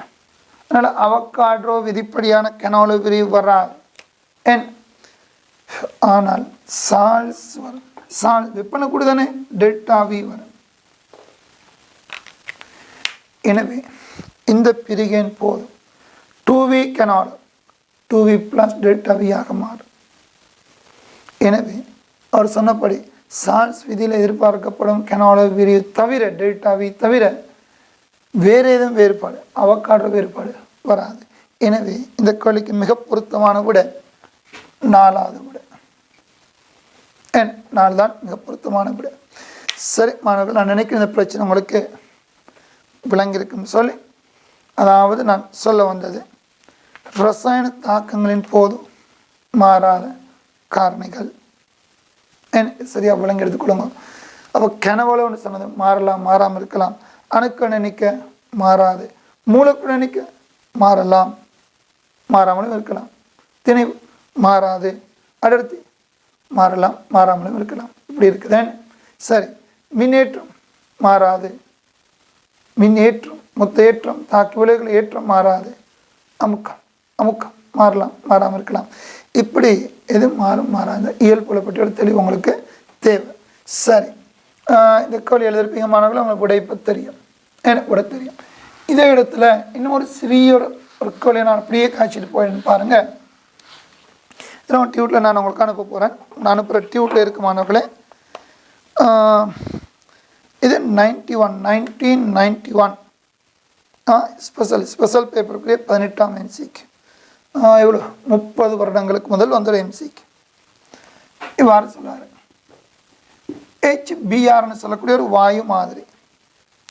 இந்த வாயு மாதிரியினால் பிளாட்டின துகள், பிளாட்டினம் வெள்ளி தங்கம் துகள் தூவப்படும் போதும் நாங்கள் இது இன்ஆர்கானிக்கில் ஃபிசிக்கல் கெமிஸ்ட்ரியில் படிக்கிறோம். HBrக்கு இந்த பிளாட்டினத்தை சேர்த்தால் கூட்டப்பிரிகை அடையும், ஒரு பகுதி பிரிகை அடையும். HBr gas H to gas Br to gas ஆக பிரியும், முற்றாகில் ஒரு பகுதி பிரியும். சரி, HBrன்னு சொன்னது ஒரு நிறமற்ற வாயு, நிறம் இல்லாத ஒரு வாயு. H2O நிறமற்றது. ஆனால் Br2 ஒரு செங்கபில நிறமான வாயு, சிவப்பு கபில நிறமான ஒரு வாயு. அப்ப நிறமற்ற வாயு பிளாட்டினத்தை தூவினால் உங்களுக்கு அந்த வாயு குடுவைக்குள்ள ஒரு நிறம் தோன்றும். நிறம் தோன்றும், நிறமற்ற குடுவைக்குள்ள நிறம் தோன்றும். மாணவர்களே, இது இன்ஆர்கானிக்கில் படிக்கிறோம். NO நிறமாற்றது. இதை நாங்கள் ஆக்சிஜன் வலியுடன் கலந்தால் செங்கபில நிறம் தோன்றும். செங்கபில நிறம் தோன்றும். நிறமற்றது வலி, நிறமற்றது, இது செங்கபில. NO2 கலந்து விட்டால் NO2 கலந்து விட்டால் NO2 செங்கபிலம். அது போல HBr கேஸுக்கு பிளாட்டினத்தை தூவினால் இவர் உருவாகிறதுனால ஒரு புதிய நிறம் அவதானிக்கப்படும். இங்கே NO2 உருவாகிறதுனால ஒரு புதிய நிறம் தோன்றும். நிறமற்றதுக்குள்ள செங்கபிலம் தோன்றும். இங்கே நிறமற்றதுக்குள்ள அதே செங்கபிலம் தான். சரி, வருவோம். அவர் சொல்றார் பாருங்க, நான் வாசிக்கிறேன் பாருங்க. நுண்மையாக வெட்டப்பட பிளாட்டினமானது அறை வெப்பநிலையிலே HBr வாயுவின் மாதிரி ஒன்றினுள்ளே தூவப்படும் போது நிறமாற்றம் அவதானிக்கப்படுகின்றது. அது ஒரு உண்மை. மேலே குறிப்பிட்ட அவதானை பற்றிய பின்னாலும் குறிக்கிறது சரியானது. இந்த அவதானிப்பு தொடர்பாக இந்த அவதானம் தொடர்பாக இது உண்மைன்னு கேட்குறாங்க. முதலாவது கூட நிறமாற்றத்துடன் அமுக்கத்தில் கணிசமான அதிகரிப்பு ஏற்படும். சொல்லுங்க, இந்த நிறமாற்றம் நிகழும் போது அமுக்கத்தில் கணிசமான அதிகரிப்பு வருமாம், அதாவது அமுக்கம் மாறுமாம். இரண்டாவது விட அமுக்கத்தில் கணிசமான குறைவு ஏற்படும் என்னோட கருத்து. சொல்லுங்க, இந்த தாக்கத்தின் போது 3 மூலக்கூறு 2 மூலக்கூறாக மாறுறதுனால கனோல மாற்றம் நிகழும். எனவே அமுக்க மாற்றம் நிகழும். ஆனால் இங்கு 2 வாயுக்கள், 2 மூலக்கூறு வாயு எண்ணிக்கை மாற இல்லை. அவக்காதோ கனோல மாறாது, அமுக்கம் மாறாது, ஈரத்தரம் மாறாது. எனவே இங்கு அமுக்கம் அதிகரிக்க, அமுக்கம் குறையும். முதல் 2 விடயமே பிழை. மூன்றாவது விட வெப்பம் விடுவிக்கப்படும். இந்த தாக்கத்தில் வெப்பம் வெளியேறுதாம், அதனால தான் நிறம் வருகுதாம். வெப்பம் உறிஞ்சப்படுகுதாம், அதனால தான் நிறம் வருகுதாம். இது 3ஆம் 4ஆம் விட இல்லை. இங்கே நிறம் வர ஒரே காரணம் Br2 கேஸ் உருவாகிறதான் ஒரே காரணம். இங்கே நிறம் வர ஒரே காரணம் இந்த தாக்கத்தால் வெப்பம் வெளியேறும், வெப்பம் உறிஞ்சப்படும். இதெல்லாம் நிகழலாம், டெல்டா H நிகழலாம். ஆனால் நிறம் உருவாகிறதுக்கு அது இல்லை காரணம். நிறத்துக்கு காரணம் அந்த உருவாகிற NO2 கேஸ் தான் நிறம். அதனால தான் நிறம் வருகிறது. இணைந்த கேள்வியில் மேலுள்ள எதுவும் சரியானதன்று 5ஆம் விடைக்கு போகலாம். இந்த நான் சொன்ன இந்த கேள்விக்கு இது 1991 ஸ்பெஷல் பேப்பர் 18ஆம் MCQ கேள்வி. ரைட். அப்போ இந்த தாக்கத்தின் போது அமுக்கம் அதிகரிக்கும், அமுக்கம் குறையும் என்று சொன்னால் இப்போ நான் சொன்ன இந்த கோட்பாட்டை விளங்கிக் கொள்ளுங்க. இங்கு அமுக்கம் மாறாதுன்ற கருத்து. சரி மாணவர்களே, நான் இப்போ 3.6 நோக்கம் தாக்கங்களை சமப்படுத்துறது. ஒரு தாக்கத்தை சமப்படுத்தும் போது தாக்கி விளைவுக்கிடையில் என்னென்ன காரணிகள் மாறாதுன்றதை கருத்தில் கொண்டு தான் இந்த தாக்கத்தை நாங்கள் சமப்படுத்தணும். அதனை முறை ரைட். நான் இதே இடத்துல வேகமாக ஒரு சிறிய கருத்து என்ன நான் சொல்லியிருக்கிறேன். எங்களோட வகுப்புல மாணவர்களே, படிக்கிற தியரி கொஞ்சமாக இருக்கணும், கேள்விதான் கூட செய்யணும். இதுவரை கூட 6 டியூட், நாளைக்கு அந்த 6 டியூட்டுக்குள்ளே ஏறத்தாலும் ஒரு 800க்கும் மேற்பட்ட கேள்விகள் செய்திருப்போம். ஏன்னா முடிச்சுட்டு இங்கே 6 டியூட் பேஞ்சிருக்கு, இன்னும் 3 டியூட். அதில் அதே போல் ஒரு 1000 தாண்டி கேள்விகள் வரும். என்ன 1000 செய்யணும். கேள்வி செய்யாதவரில் பாடம் விளங்காது. கேள்வி செய்ய கூட அந்த நாலேஜ் அறிவு கூடும். ஒரு எக்ஸாம் பயம் இல்லா போயிடும். ஒரு எக்ஸாம் கேள்வி வாசிக்க புதுசாக காண மாட்டீங்க. அதுதான் எனக்கு தேவை. இதைத்தான் நான் என்னுடைய நேரடி வகுப்பில் செய்கிறது. கேள்வி தான் தியரி எல்லாம் கேள்வி தான் முக்கியம். எவ்வளோ கேள்வி செய்கிறீங்களோ அதுக்கேற்ப உங்களுக்கு அந்த தன்னம்பிக்கை வரும், என்னோட அந்த பாடத்தோட நம்பிக்கை வரும். எந்த ஒரு கேள்வி என்னால் செய்யலாம் நம்பிக்கை தான் தேவை. இந்த வெப்சைட்டில் நாங்கள் அதான் செய்கிட்டு போகிறோம். இவ்வளோ நாடு கொஞ்சம் நான் இப்போ எழுத போகிறது 2004 10ஆம் MCQக்களே சொல்கிறேன். ஒரு ஹைட்ரோ கார்பன் C9H20 நாங்கள் ஏற்கனவே செய்திருக்கோம்னு நினைக்கிறேன், கட்டாயம் செய்திருப்போம். காரணம் இதை நாங்கள் ஆக்சிஜனில் நிறைவான தகனத்துக்கு உட்படுத்துகிறோம். நிறைவான தகனம் உங்களுக்கு தெரியும். கார்பன் எல்லாம் CO2ஆக, ஹைட்ரஜன் எல்லாம் நீராவியாக மாறும். சரி, இங்கே இந்த C9H20 நொனேன் என டொக் என டெக்கேன் என 10 நன் 9 நனேன். காரணம் இதில் 1.92 கிராம் முற்றான தகனத்தின் போதும் 5.94 கிராம் CO2வும் 2.7 கிராம் H2வும் வருகுதாம். கேள்வி, தாக்கம் புரிந்த ஆக்சிஜனின் திணிவு என்ன? தாக்கமுற்ற ஆக்சிஜனின் திணிவு என்ன? நான் W கிராம் சொல்கிறேன். இந்த W கிராமுக்கு என்ன பெருமானம்? இதுதான் இந்த கேள்வி. 2004 அந்த காலம் ஆகஸ்டில் ஏப்ரல் எக்ஸாம், போன வருஷம் அக்டோபர் எக்ஸாம், ஆகஸ்ட் இல்லை இந்த வருஷம் பார்ப்போம். இந்த வருஷம் நடந்துட்டா பெரிய விஷயம், இந்த வருஷமே நடந்துட்டா பெரிய விஷயம். பிரார்த்தனை செய்யும் அப்படி நடக்க சொல்லி இறைவன் நல்லது நாடுவான் பார்ப்போம். சரி மாணவர்களே, உங்களுக்கு தேவை இந்த டபிள்யூட பெருமானம் தேவை. கவனிங்க, இந்த டபிள்யூ கணிக்க யாரும் 9 கார்பன் 20 H 10 H2O இதெல்லாம் எழுதி தாக்கத்தை சமப்படுத்தி மூல் விகிதங்கள் எல்லாம் கண்டு எத்தனை மோல் அவன் எத்தனை கிராம் அவ்வளோ கிராம் இப்படி நாங்கள் யாரும் செய்கிறதே இல்லை. நாங்கள் யாரும் அப்படி செய்கிறதில்லை. ஏன் செய்கிறதில்லை? சிறிய விஷயம், 6ஆம் 7ஆம் வகுப்பில் படித்தது, இவ்வளோ நேரம் சொன்னது என்ன? ரசாயன தாக்கமுனின் போது மொத்த திணிவு மாறாது. தாக்கத்துக்கு முன் மொத்த திணிவு, தாக்கத்தின் பின் மொத்த திணிவுக்கு சமம்.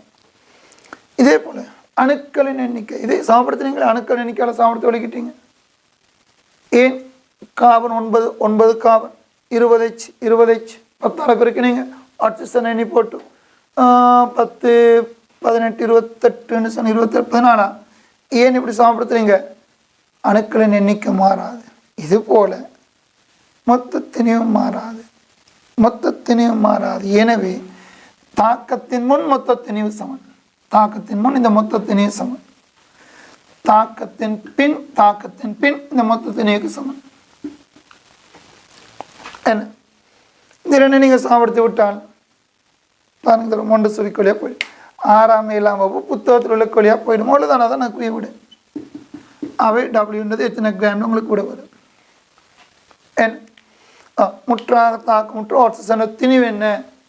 சரி, அண்மையில் நான் ஒரு ஸ்கூல் பேப்பரை காண்ட மாணவர்களே, இதே கோட்பாடு, இதே கருத்து, எந்த மாற்றமும் இல்லை. ஆனால் கேள்வி என்ன? முற்றாக தாக்கமுற தேவையான ஆக்சிஜனின் மூல எண்ணிக்கை என்னன்னு சொல்லி இதே கருத்து. இந்த ஞாபகப்படி அதில் தொழின்னு சொல்லி, அதாவது C7 சொல்லி இருக்கு, பெயர் தொழின்னு இருக்கு. தொழில் உங்களுக்கு தெரியும், C7H8. இந்த பென்சின் மீது CH3, அதை விடுங்களேன்.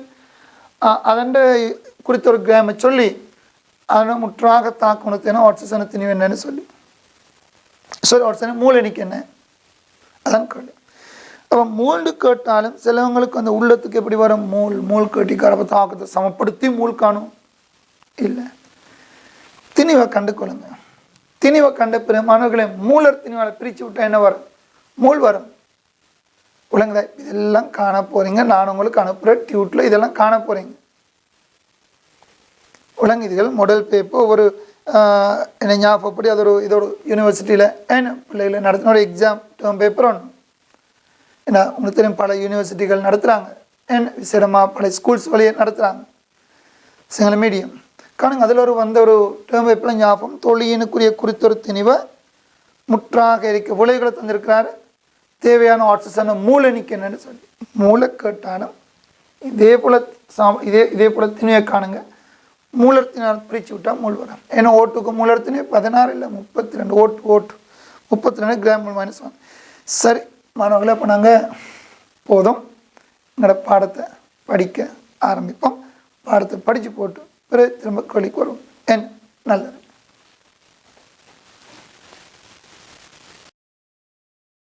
நல்லது நாம் இதை கொஞ்சம் எழுதிக்கிட்டு கலைப்போம் நல்லது ஏற்கனவே தலைப்பு எழுதிருக்கிறீங்க பரவாயில்ல திரும்பவும் எழுதுங்க 3.6 பரவாயில்ல திரும்ப எழுதுங்க தலைப்பு புதுசாக எழுதுங்க நோட்ஸ் எழுத போகிற மக்கள் 3.6 ரசாயன தாக்கங்களை சமப்படுத்தல் ரைட் அதுக்குள்ள இப்போ நாங்கள் இதுவரை கதைச்ச விடயங்கள் நேரடி எழுதிக்கிட்டு வருவோம் உங்களுக்கு வழங்கும் இது அப்போ இந்த ஹெட்டிங் எழுதுங்க ரசாயன தாக்கங்களை சமப்படுத்தல் ரைட் அடுத்த வரியில் எழுதுங்க கீழே அடுத்த வரியில் ரசாயன தாக்கங்களின் போது எழுதுங்க ரசாயன தாக்கங்களின் போது ரைட் நீங்கள் இப்படியே தொடர்ச்சியாக எழுதிக்கிட்டு போங்க 1 எழுதுங்க அணுக்களின் எண்ணிக்கை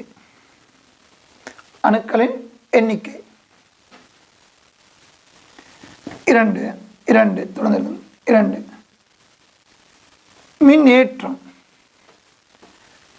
மின்னேற்றம்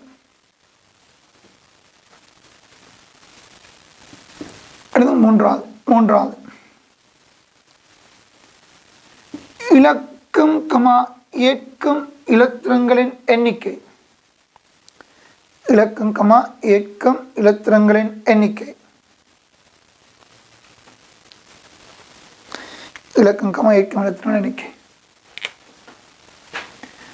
தொடர்ந்து எழுதுங்க மேலும் திணிவு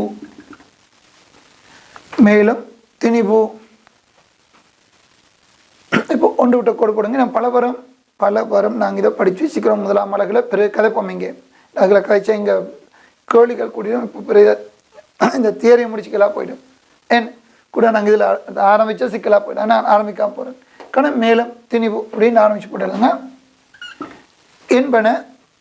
என்பன ஒருபோதும் மாறாது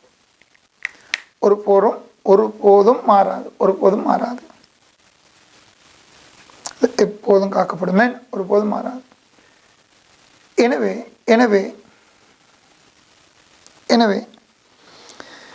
இவை கருத்தில் கொள்ளப்பட்டு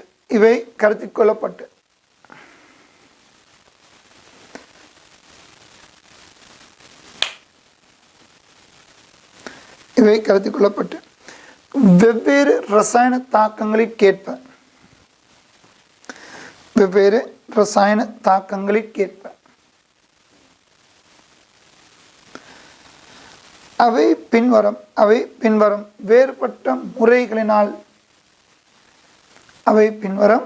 வேறுபட்ட முறைகளினால் ஈடு செய்யப்படும்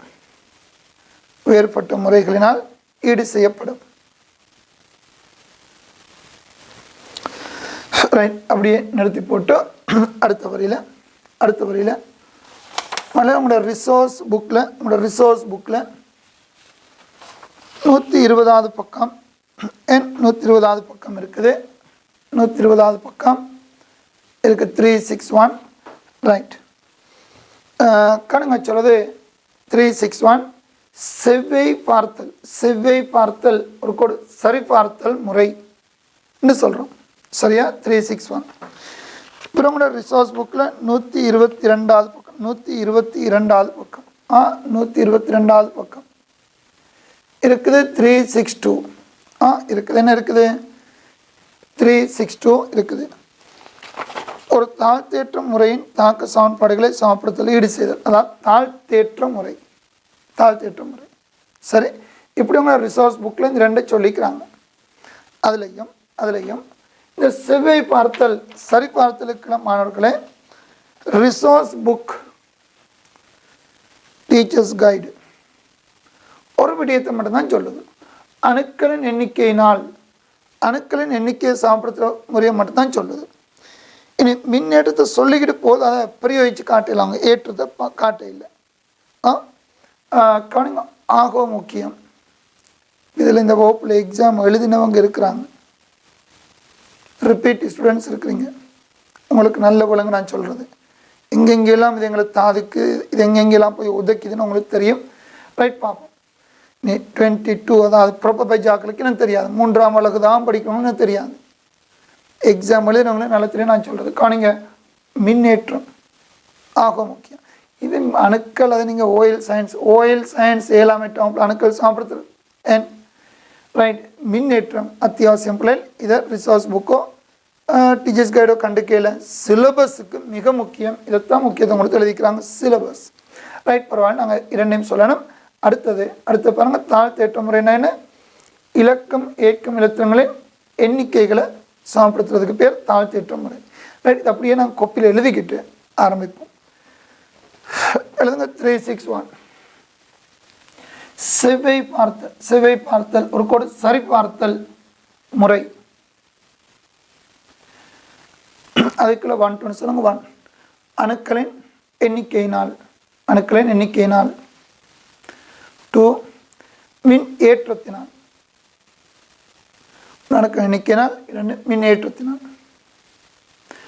அடுத்ததுங்க 362 தாழ்த்தேற்ற முறை. அதுக்கு எழுதுங்க. இலக்கங்கமா ஏற்கும் இலத்திரங்களின் எண்ணிக்கைகளை இலக்கங்கமா ஏற்கும் இலத்திரங்களின் எண்ணிக்கைகளை சமப்படுத்தலினால். இலக்கங்கமா ஏற்கும் இலத்திரங்களின் எண்ணிக்கைகளை சமப்படுத்தலினால். ரைட், இப்போ எங்களுக்கு இது இருக்கட்டும் மாணவர்களே. இப்போ நான் இதில் அடிப்படை ஒரு முறை உங்களுக்கு சொல்லிட்டு போனால் நல்லதுன்னு நினைக்கிறேன். பாருங்க, வித்தியாசம் பாருங்கள். முதல்ல நான் ஒவ்வொரு உதாரணம் எடுத்து கதைக்கிறேன் பாருங்கள். இப்போ 3 படியம்மா அணுக்களின் எண்ணிக்கை, மின்னேற்றம், இலத்திரங்கள். இந்த 3 இப்போ நான் இங்கே கதைக்க போகிறேன். 3-6 அந்த 3 தான் 3ல் 2 சொல்லிக்கிறேன். 3ம் தேவைங்களுக்கு காரணம் இவ்வாறு ஒரு தாக்கத்தை நான் கதைக்கிறேன்னு பாருங்கள். இந்த 3 வித்தியாசத்தை வழங்குறதுக்கும் அலுமினியம் ஆக்சைட்டை மிகை அளவு ஹைட்ரோஃப்ளோரிக் அசிட் HF கரைசல் மிக அளவு சேர்த்து விட்டால் இது கரை. இதே போல் சிலிக்கா மணல் SiO2 ஹைட்ரோஃப்ளோரிக் அசிடில் கரை. இந்த இயல்பு இன்ஆர்கானிக் 6ஆம் அலகு படித்தவங்களுக்கு தெரியும். இந்த தாக்கம், இந்த கோட்பாடு தான் HF. நாங்கள் கண்ணாடி பாத்திரங்களை எடுக்கக்கூடாது. ஏன் HFன்னு சொன்ன அமிலம் கண்ணாடியை கரைக்கும். ஸ்கூலில் நீங்கள் sulphuric acid, nitric acid, hydrochloric acid எல்லாம் பாஸ்போரிக் அசிட் கண்ணாடி பாத்திரத்தில் எடுக்கிறீங்க. HF ஹைட்ரோஃப்ளோரிக் அசிடை கண்ணாடி பாத்திரத்தில் எடுக்கக்கூடாது, கண்ணாடியை கரைச்சி விடும். அண்ட் ரைட், நீங்கள் பிளாஸ்டிக் பாத்திரங்கள் இதை பற்றியெல்லாம் நாங்கள் படிக்கிறோம். இன்ஆர்கானிக்கில் படிச்சிட்டோம். எங்களோட 21 ரைட். என்ன உங்களுக்கு தெரியும். அவ்வாறு கரைக்கும் போது வரக்கூடிய விளைவை நான் எழுதுறேன்னு பாருங்கள். H3AlF6 கரைசல் வரும், நீர் வரும். இப்போ எனக்கு தேவை இந்த தாக்கத்தை எவ்வாறு சமப்படுத்தலாம்னு சொல்லி. இதே போல் இன்னொரு தாக்கத்தை நான் எழுதுகிறேன். இந்த ஒரு இடத்துல 3ஐயும் ஒப்பிடுவோம். காணுங்க, ஒரு ஆசனைட்ரு ஆசனிக் 3+ கரைசல் எடுங்க, நல்லது. HF மிகையாக இருந்தால் ரைட். இதே போல் மிக அளவில் OH- கரைசல் இருந்தால், OH- மிகையாக இருந்தால் சற்று சூடான கரைசல் மிக அளவு OH-. இதெல்லாம் படிக்கிற தாக்கங்கள் இவ்வாறான ஆசனைட்ரு சொல்லக்கூடிய ஒரு அணையன் வரும். நாங்கள் பெயர்கள் படிச்சிட்டோம். ஏன் இதுக்கெல்லாம் பெயர்கள் விரிவாக படித்து முடிச்சிட்டோம். முன்ன படிச்சிட்டோம், 3ஆம் அலகில் படிச்சிட்டோம், 3ஆம் அலகு. ரைட். இப்போ இந்த தாக்கத்தை எவ்வாறு சமப்படுத்தலாம்னு சொல்லி காணுங்க. இதோட வேறுபாட்டு யோசனை பிள்ளைகள். ஆர்சனிக் 5+ ஒரு கெட்ரியன் இருக்கிறதாக கற்பனை செய்வோம். அதுக்கு நாங்கள் ஆர்சனிக் திண்மம் சேர்த்து விட்டால் உலோக போலி ஆர்சனிக் 3+ ஒரு கரைசல் வரும். இந்த கரைசல் உருவாகும். இந்த தாக்கத்தை ஈடு செய்ய சொல்கிறாங்க. இப்போ நான் வித்தியாசமான 3 தாக்கங்கள் எழுதினேன். எழுதி இந்த தாக்கங்கள் உங்களுக்கு ஈடு செய்ய சொல்ல இப்போ நான் விட்டிக்கிறேன். எப்படி தாக்கத்தை சமப்படுத்துறது? ஒரு கணம் யோசிங்க. இதை நிறுத்தி போட்டு தொடர்ந்து படம் பார்க்க மாதிரி பார்க்குறே இல்லை. விளங்குதா? இந்த வகுப்பு உங்களோட அந்த ஸ்பாட் ஆன்லைன் அல்ல, ஜூமில் காட்டுற படம் அல்ல, இது கவனம்.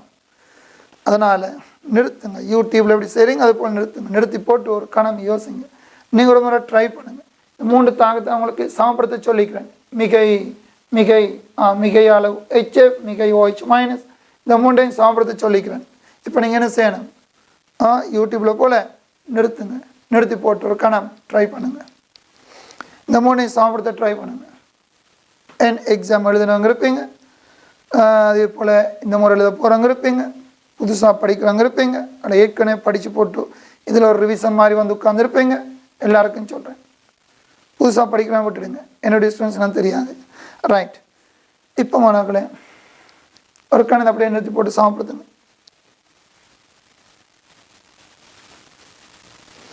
ரைட். இப்போ நீங்கள் சமப்படுத்தி முடிச்சு கொடுத்தா இப்போ நான் சொல்கிற கேட்கணும், ட்ரை பண்ணி கொடுத்தா பார்க்கணும். அப்போ தானே விளங்கும் பிள்ளை. இல்லைன்னா சும்மா ஏதோ ஒரு படம் பார்த்துட்டு கழிஞ்சவாறு இருக்கும். நான் சொன்னப்போ இவ்வளோதான் இது எனக்கு தெரியும்னு சொல்லுவீங்க. நீங்கள் செய்ய மாட்டீங்க. நான் சொன்னப்போ இவ்வளோதான்னு சொல்லுவீங்க. ரைட். இப்போ நாங்கள் வருவோம். சமப்படுத்தி இப்போ நான் செய்கிறது சமப்படுத்தி முடிச்சுட்டீங்கிற எடுத்து செய்கிறேன்னா எனக்கு தெரியாதவங்கள போய் வந்து பார்த்துக்கனால முடியாமல் இருக்குது. விளங்குதா? நேரடி ஓப்பனாக விடுவோமா? விட்டு கொப்பியை பார்த்து கொடுத்தா விட்டுருப்போம். சரி, என்ன செய்ய இங்கே நான் ரைட். நீங்கள் செய்ததாக நினச்சிக்கிட்டு நான் இப்போ ஆரம்பிக்கிறேன். செய்து முடிச்சு கொடுத்தா இப்போ வந்திருக்கிறீங்கன்னு சொல்லி. உங்களுக்கு நீங்கள் களவு செய்தால் கஷ்டப்படுவீங்க. உங்களுக்கு நீங்கள் களவு செய்யக்கூடாது. விளங்குதா? உங்களை நீங்கள் மடைய நாய்க்கக்கூடாது. எனவே முடிச்சு கொடுத்தா வந்திருப்பீங்க இந்த மனதில் நான் ஆரம்பிக்கிறேன். இல்லாவிட்டால் திரும்பவும் சொல்கிறேன், நிறுத்தி போட்டு ஓஃப் பண்ணிட்டாங்க. ஓஃப் பண்ண பிரச்சனை தெரிந்தானே நிறுத்தலாம் தானே. தொட்டு நிறுத்தலாம். நிறுத்தி போட்டு ட்ரை பண்ணிவிட்டு திரும்ப வாங்க. 2ஆம் முறையும் சொல்லிட்டு 3ஆம் முறையும் சொல்லிக்கிறேன். சரி. முதல் தாக்கமானவர்களே, நாங்கள் சமப்படுத்துறது அணுக்களால். இதை விளங்கி எடுக்கிற திறமை தான் இப்போ உங்களுக்கு தேவை. அதான் முக்கியம். ஒரு தாக்கம் தரப்பட்டு அதை எப்படி சமப்படுத்தணும். இப்போ அதே அணுக்களால் இதை முடியாது. இதுவும் அணுக்களை சமப்படுத்த முடியாது. அணுக்களை ஐதரசம் ஆக்சிஜன் எண்ணி சமப்படுத்துவோம். உங்களால் முடியாது. இது முடியாது. இதுக்கு அணுக்களால் தான் முடியும். இது அணுக்களால் முடியும். அணுக்களை சமப்படுத்தி முடியும். இது அணுக்களை சமப்படுத்தி முடியாது. மின் ஏற்றத்தால் தான் இதை சமப்படுத்தணும். மின் ஏற்றத்தால் இந்த தாக்கத்தை சமப்படுத்தணும். சரி, இந்த தாக்கம் அணுக்களாலே முடியாது, மின் ஏற்றத்தாலே முடியாது. இலக்கம் ஏற்கும் இலத்திரங்களால் தான் இதை சமப்படுத்தணும். வேறு முறைகளை செய்து அவங்களை விட வராது. மாணவர்களுக்கு எனக்கு தேவை இந்த 361 362 உங்களோட இருக்க ரிசோர்ஸ் புக்கில் அங்கே எக்ஸாம் ஃபைனல் எக்ஸாம் 361 362 உங்களுக்கு எழுதி தரப்போகிற இல்லை. இப்படி வரும். நீங்கள் அந்த இடத்துல பார்த்து ரைட் இதை நான் இப்படித்தான் ஆரம்பிக்கணும், இதை இப்படித்தான் சமப்படுத்தணும் இப்படி நீங்கள் விளங்கிக்கிறீங்களே, அதுக்குத்தான் இந்த டைம். அதான் நான் சொல்லிக்கிட்டு இருக்கிறேன். அதைத்தான் படிக்கணும். அதான் கோப்பியில் எழுதி படிக்கிறது. அடுத்த சொல்ல பாடமாக்குறது. பாடமாக்கிட்டு போனால் அங்கே இதை பாடமாக்கிட்டு போய்ங்க, இது வந்தால் கதை முடியும். முடி போட்டு அடுத்த பக்கம் பார்க்க வேண்டியதான். எனவே அந்தந்த தாக்கத்தை பார்த்து மாணவர்கள் இதுக்கு நான் என்ன செய்யணும், எப்படி செய்தால் விட வரும் விளங்குதா? அதை விளங்கி எடுக்க கொஞ்சம் டைம் தேவை. இது 46ஆம் வகுப்பு. 46 தானே, 47 48 நம்ம இருக்குது தானே. பார்ப்போம், இன்ஷால்லா படிப்போம். அதைத்தான் படிக்க போகிறோம். இதில் மாணவர்களே இந்த என்ன இலத்திரங்களை இடிசறதில் வேறுபட்ட 10 வகைகள் போல படிக்க போகிறோம். ஒன்று இல்லை, அதுக்குள்ளே 10 பிரிவுகள் இருக்குது. இந்த தாக்கத்தை பார்த்தா நான் இப்படி தான் ஆரம்பிக்கணும் இது விளங்கிட்டீங்களா கூட வரும். இல்லாவிட்டால் நீங்கள் பாடமாகிட்டு போன ஏதாவது தாக்கம் உங்களோட நேரத்துக்கு வந்து சேர்ந்தால் சரி. புதுசாக தாக்கம் வந்து உங்களால் செய்ய முடியாமல் இருக்குது, சமப்படுத்த முடியாமல் இருக்குது. சமப்படுத்த முடியாவிட்டால் பலருக்கு வர்ற பிரச்சனை இதுதான். ஃபைனல் எக்ஸாம் 9B 9ஆம் கலண்டர் பியில் மாணவர்களை தொடர்ச்சியாக வருகிறது. முன்ன 8Bயில் இருக்குது 2018 வரையில். 1920 9ஆம் இசைக்குள்ளில் பியில் வருகிறது. சிறிய மொண்டசொரி கல்வி. ஆனால் பலருக்கு பிரச்சனை தாக்கத்தை சமப்படுத்தி மூல் விகிதம், அது பி சமானம்ன்ற ஒரு பெயர், அந்த பி சமான குணகம்ன்ற ஒரு பெயர். அந்த பி சமான குணகம் தெரியாது, ஆகவே அவங்களால மூல் விகிதம் தெரியாது, கணிப்பு செய்ய முடியாது, விட்டுட்டு வர்றாங்க. ஆனால் அந்த கணிப்பில் மொண்டசொரி கணிப்பு சும்மா பார்த்துக்கிட்டு விட சொல்கிறது. பிரச்சனை தாக்கத்தை சமப்படுத்தினா தான் அடுத்த கட்டம். அது தெரியாமல் தான் பலர் விட்டுட்டு வராங்க. இதான் பலருக்கு 9B வெறுப்பு, 8B வெறுப்பு, கணிப்பு ஒன்று பயம். இப்போ கால்குலேட்டர் தரேன், அதனால் இப்போ கணிப்பு இன்னும் நல்ல ஆழமான கணிப்பு வரும் உங்களுக்கு. எந்த கணிப்பு வந்தாலும் தாக்கத்தை சமப்படுத்தி மூல் விகிதம் எடுத்துட்டிங்களா, அதுக்கு பிறகு சும்மா பார்த்துக்கிட்டு விட சொல்கிறது தான் ரைட். அதுக்கான ஆரம்பப்படுதே இப்போ நாங்கள் இந்த வகுப்பு 4.46ஆம் வகுப்பு இன்னும் இருக்குதானே, அந்த வகுப்புக்குள்ள மீதியை படித்து முடிப்போம். சரி மாணவர்களை, இப்போ நான் சொல்கிறேன் கேளுங்க. முதல் தாக்கத்தை அணுக்களால் சமப்படுத்தணும். இங்கு 2 அலுமினியம், 1 அலுமினியம். எனவே 2ஆல் பெருக்கிறோம், 2ஆல் பெருக்கிறோம். உங்களுக்கு தெரியும், இதெல்லாம் நான் கதை சொல்லிட்டேன், நேரமே நான் பிள்ளை. பெயர்கள் உங்களோட உள்ளத்தில் எடுங்க. பெயர், இதுக்கு என்ன பெயர்? Hexa fluorido aluminic acid. ஞாபகம் வருதான்னு பாருங்கள். Hexa fluorido aluminic acid. இப்படியெல்லாம் யோசிக்க பழகணும். அப்போ தான் நம்மளுக்கு இன்னும் பிரயோசனமாக இருக்குது, ஒரு தெளிவாக அறிவுபூர்வமாக செய்ததாக இருக்குது ரைட். அதை விடுங்க, இப்போ பேர் முக்கியமே இல்லை. இப்போ முக்கியமானதெல்லாம் படித்து முடிச்சுட்டேங்க, அதனால தான் சொல்கிறேன் ரைட். இப்போ காணிக் மாணவர்கள் முதலாவது அலுமினிய அணுக்கள் சமப்படுத்திட்டீங்க. 2 அவை 2ஆல் பெருக்கிறீங்க. பிறகு எதை சமப்படுத்தினா நல்லது உங்களுக்கு கண் பார்வைக்கு? ஒருவர் ஐதரசன் கூட ஐதரசனை சமப்படுத்தினா குழம்பிடும். இந்த பக்கம் 6 2 8 ஐதரசன், இதை பிறகு 8ஆல் பெருக்கிற இல்லை.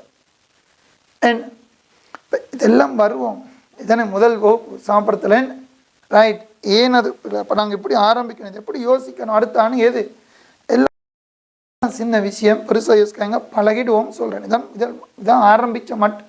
இப்போ உங்களை தியரியை சொல்ல என்ன நோக்கம் உங்களுக்கு, அந்த 3 வகைகளை ரைட். ஃப்ளோரின் 12 ஃப்ளோரின் தேவை. 2 மோல் ஹெக்ஸா ஃப்ளோரிடோ அலுமினிக் அசிடுக்குள்ள 12 ஃப்ளோரின் இருக்குது. எனவே HF 12 தேவை. இப்போ நாங்கள் இதுக்குள்ள 6H போனது 4, 2 தரமோண்டு 6H போனது 4, 6H எஞ்சுது, 6H எஞ்சுது, 3O இருக்குது. எனவே 3H2O ரைட். இவ்வாறு நாங்கள் தாக்கத்தை சமப்படுத்தியிருக்கலாம். இது அணுக்களால் சமப்படுத்துறது. ஏன் அணுக்களால் சமப்படுத்துகிறோம்? ரசாயன தாக்கங்களின் போது அணுக்களின் மொத்த எண்ணிக்கை மாறாது. இங்கே எத்தனை அலுமினியம், அதே எண்ணிக்கையான அலுமினியம். எத்தனை ஆக்சிஜன், அதே எண்ணிக்கை. ஹைட்ரஜன் ஃப்ளோரின் மாறாது. ரசாயன தாக்கத்தின் போது திணியும் மாறாது, அணுக்களின் எண்ணிக்கையும் மாறாது. அந்த அணுக்கள் எண்ணிக்கை என்ன கோட்பாட்டால் சமப்படுத்திட்டீங்க ரைட். இப்போ நாங்கள் வருவோம் 2வது பகுதிக்கு வருவோம். இப்போதைக்கு சொல்கிறேன், திரும்ப சொல்கிறேன். இந்த 46ஆம் வகுப்பு தொடர்ந்து படிப்போம். இதை நீங்கள் அணுக்களின் எண்ணிக்கையால் சமப்படுத்தி பாருங்க. ஆசனை கொண்டு சரி. ஆக்சிஜன் 4, ஏன் 4? இப்போ 4ஆல் பெருக்கிறீங்க. பெருக்கினா ஹைட்ரஜன் இங்கே 4H, அங்கே 2H. அப்போ என்ன செய்வோம்? அது 2ஆல் பெருக்கும். அப்போ 4H சரி தானே? இப்போ இன்னொரு குழப்பம் வரும். என்ன குழப்பம்? இது 4H, அது 2H2 H சரி. இப்போ என்ன குழப்பம்? ஆக்சிஜன் பிழைச்சிட்டு. ஏன் ஆக்சிஜன்? இங்கே 4 ஆக்சிஜன், அங்கே 5 ஆக்சிஜன். அப்போ என்ன செய்வோம்? இது 5 ஆக்குமா? இப்போ என்ன ஹைட்ரஜன்? மாணவர்களே, நான் சொல்ல விடுகின்றது, எல்லாம் அந்த சொல்லுவாங்க எல்லா நோய்க்கும் பெனரோல் போல் இங்கே சரி வராது. அந்தந்த நோய்க்கு அந்தந்த வைத்தியம் பார்க்கணும், அந்தந்த தாக்கத்தை அந்தந்த முறைகளை தான் சமப்படுத்தணும். அதை விளங்கிக்கிறதான் இதை படிக்கிறோம். எந்த நோய்க்கு எந்த மாத்திரை தேவைன்னு டாக்டர்ஸ்ட்ட போகிறீங்களே அதுக்குள்ளே தான் இதுவும் ரைட். எனவே நாங்கள் வருவோமானவர்களே இதை சமப்படுத்தின மின்னேற்றத்தால் ஏன்னு படிப்போம். சொல்கிறேன், நம்ம இருக்கு காலம் இருக்குது கவனிங்க. மின் ஏற்றத்தால் தான் சமப்படுத்தணும். இதில் 3+ இருக்கு, விளைவில் 3- இருக்கு. ஒரு 3+ 3- கொண்டு போக எத்தனை மைனஸ் தேவை? 3+ 3- ஆக மாற்று. 3+ +3 -3 கொண்டு போக வெளியால் மைனஸ் சேர்க்கணும். எத்தனை சேர்க்கணும்? 6 சேர்க்கணும். 6 சேர்க்கணும். அப்போ 3 + 6 விளைவு 3- போயிடும். 3- போயிடும். ஆகவே மின் ஏற்றத்தை சமப்படுத்திட்டீங்க. என் ரசாயன தாக்கங்களின் போதும் மின்னேற்றம் மாறாது. கவனம். ரிசோர்ஸ் புக் சொல்ல நான் சொல்கிறேன், தெளிவாக இருக்கணும். இது கல்பலை இதுக்குள்ள உதாரணங்கள் அவங்க செய்து காட்ட இல்லை, சிலபஸ் செய்து காட்டு. அதனால தான் அவங்க சொல்கிறேன். ஃபைனல் எக்ஸாம் எழுதினவங்க இருக்கிறீங்க, உங்களுக்கு தெரியும். எக்ஸாம் எழுதினவங்களுக்கு தெரியும் இதுகளை எவ்வளோ கஷ்டப்பட்டு நீங்கள் வார நக்கவழிகளை இப்படி விட்டுட்டு வந்தீங்கன்னு உங்களுக்கு தெரியும். சரி மாணவர்களே, மின்னேற்றம் சரி, மின்னேற்றம் சரி. இப்போ உங்களுக்கு அணுக்களை சமப்படுத்திடுங்க போதும். அவ்வளோதான். பாருங்கள், ஒரு ஆர்சனிக் 6 ஆக்சிஜன் 3 ஆக்சிஜன். அப்போ 3 ஆக்சிஜன் மேலதிகமாக இருக்குது, 3 ஆக்சிஜன் எஞ்சி இருக்குது 6H. எனவே 3H2. இப்போ முதல் மின்னேற்றத்தை சமப்படுத்தி போட்டு அணுக்களை சமப்படுத்தினீங்க. அப்போ இது ஒரு வகை, இது ஒரு பேட்டர்ன். 3 6 1 1 முதல் பகுதி, இது 3 6 1 2 சொல்லி உங்களோட சிலபஸ் சொல்லுது. இதான் அந்த வகைகளை தான் வகைப்படுத்துன்னு சொல்கிறோம். இதில் உங்களுக்கு 10 வகைகள் இருக்குது. படிப்போம் மாஸ்டர் படம் எங்கள் பயந்துடாங்க, எல்லாம் படிக்கத்தான் போகிறோம். கவனிமானங்களே, 10னதுக்கு பயந்துட இல்லை, சும்மா கண்பார்களை விளங்க உடனே என்ன சேர்ந்து விளங்கமானவர்களே காலம் இருக்குது. வரும் நாங்கள் 3ஆம் இந்த தாக்கத்தை எப்படி சமப்படுத்தலாம்னு சொல்லி தான் இப்போ என் கேள்வி. அப்போ இது அணுக்கள் எண்ணிக்கையால் இது முதலில் மின்னேற்றம் பிற அணுக்கள் எண்ணிக்கை, முதலில் மின்னேற்றம் பிற அணுக்கள் எண்ணிக்கை. முதல் அணுக்கள் எண்ணிக்கை மின்னேற்றம் சரி வராது. இதுதான் ஒழுங்கு. படிப்போம், காரணம் படிப்போம். 3ஆவதுக்கு வாங்க. ஆர்சனிக் 5+, ஆர்சனிக் மூலகம், ஆர்சனிக் 3+. இப்படி ஒரு தாக்கம். இது ஒரு கரைசல் திண்மம், ஒரு கரைசல். இப்படி ஒரு தாக்கத்தை எப்படி சமப்படுத்தலாம்னு கேள்வி. இப்போ நாங்கள் அணுக்களின் எண்ணிக்கையால் 2 ஆர்சனிக் 2ஆல் என்ன போல வரும்? மின்னேற்றம் குழம்பு. மின்னேற்றம் இது 5+0 6+ இல்லை, மின்னேற்றம் மாறக்கூடாது. தெரிஞ்சுக்கணும், இது எது மாறாதுன்னு தெரிஞ்சுக்கணும். அதனால் முதல்ல எழுதி விட்டேன் கோப்பியில். அப்போ நாங்கள் என்ன செய்வோம்? மின்னேற்றத்தை சமப்படுத்துவோம். மின்னேற்றத்தை சமப்படுத்துவோம். 5+ஐயும் 3+ஐயும் சமப்படுத்துவோம். என்ன செய்யலாம்? ஒரு கணக்கு யோசிங்க. சமப்படுத்து 5+ஐயும் 3+ஐயும் சமப்படுத்த என்ன செய்யலாம்? ஒரு கணம். ரைட் யோசிச்சு முடிச்சுட்டீங்கன்னா எடுத்துக்கொள்ளுமே. கவனிங்க, 3 5க்கு போமாசி. எப்படி தானே செய்வீங்க? இதை 3ஆல் பெருக்கி அதை 5ஆல் பெருக்குவீங்க. பெருக்கினால் இப்போ பாருங்க, இங்கே என்ன ஏற்றம்? 15+3 5 15+. போமாசி போக்காப்பி ஞாபகம் இருக்குமே. 6ஆம் 7ஆம் வகுப்பில் அடிப்பட்டு படிச்சிருவீங்க. அடிப்பட்டுக்கிட்டு குட்டுப்பட்டு படிச்சிங்க. அதான் அது கணவன். இது 15+. இங்கே என்ன? 15+. சரியா இருக்கு, ஏற்றம் சரி. அடுத்து எங்களுக்கு முக்கியம் ரசாயன தாக்கத்தின் போது என்ன மாறக்கூடாது? அணுக்களின் எண்ணிக்கை மாறக்கூடாது. இப்போ அணுக்கள் எண்ணிக்கை பாருங்க. இதில் 3 1 அணு 4 அணு, அங்கே 5 அணு இல்லை பிழைக்குது. அணுக்களின் எண்ணிக்கை பிழைக்குது. ஏற்றத்தை சாப்பிட்றதுக்குள்ள அணுக்களின் எண்ணிக்கை பிழைக்குது. ரைட்.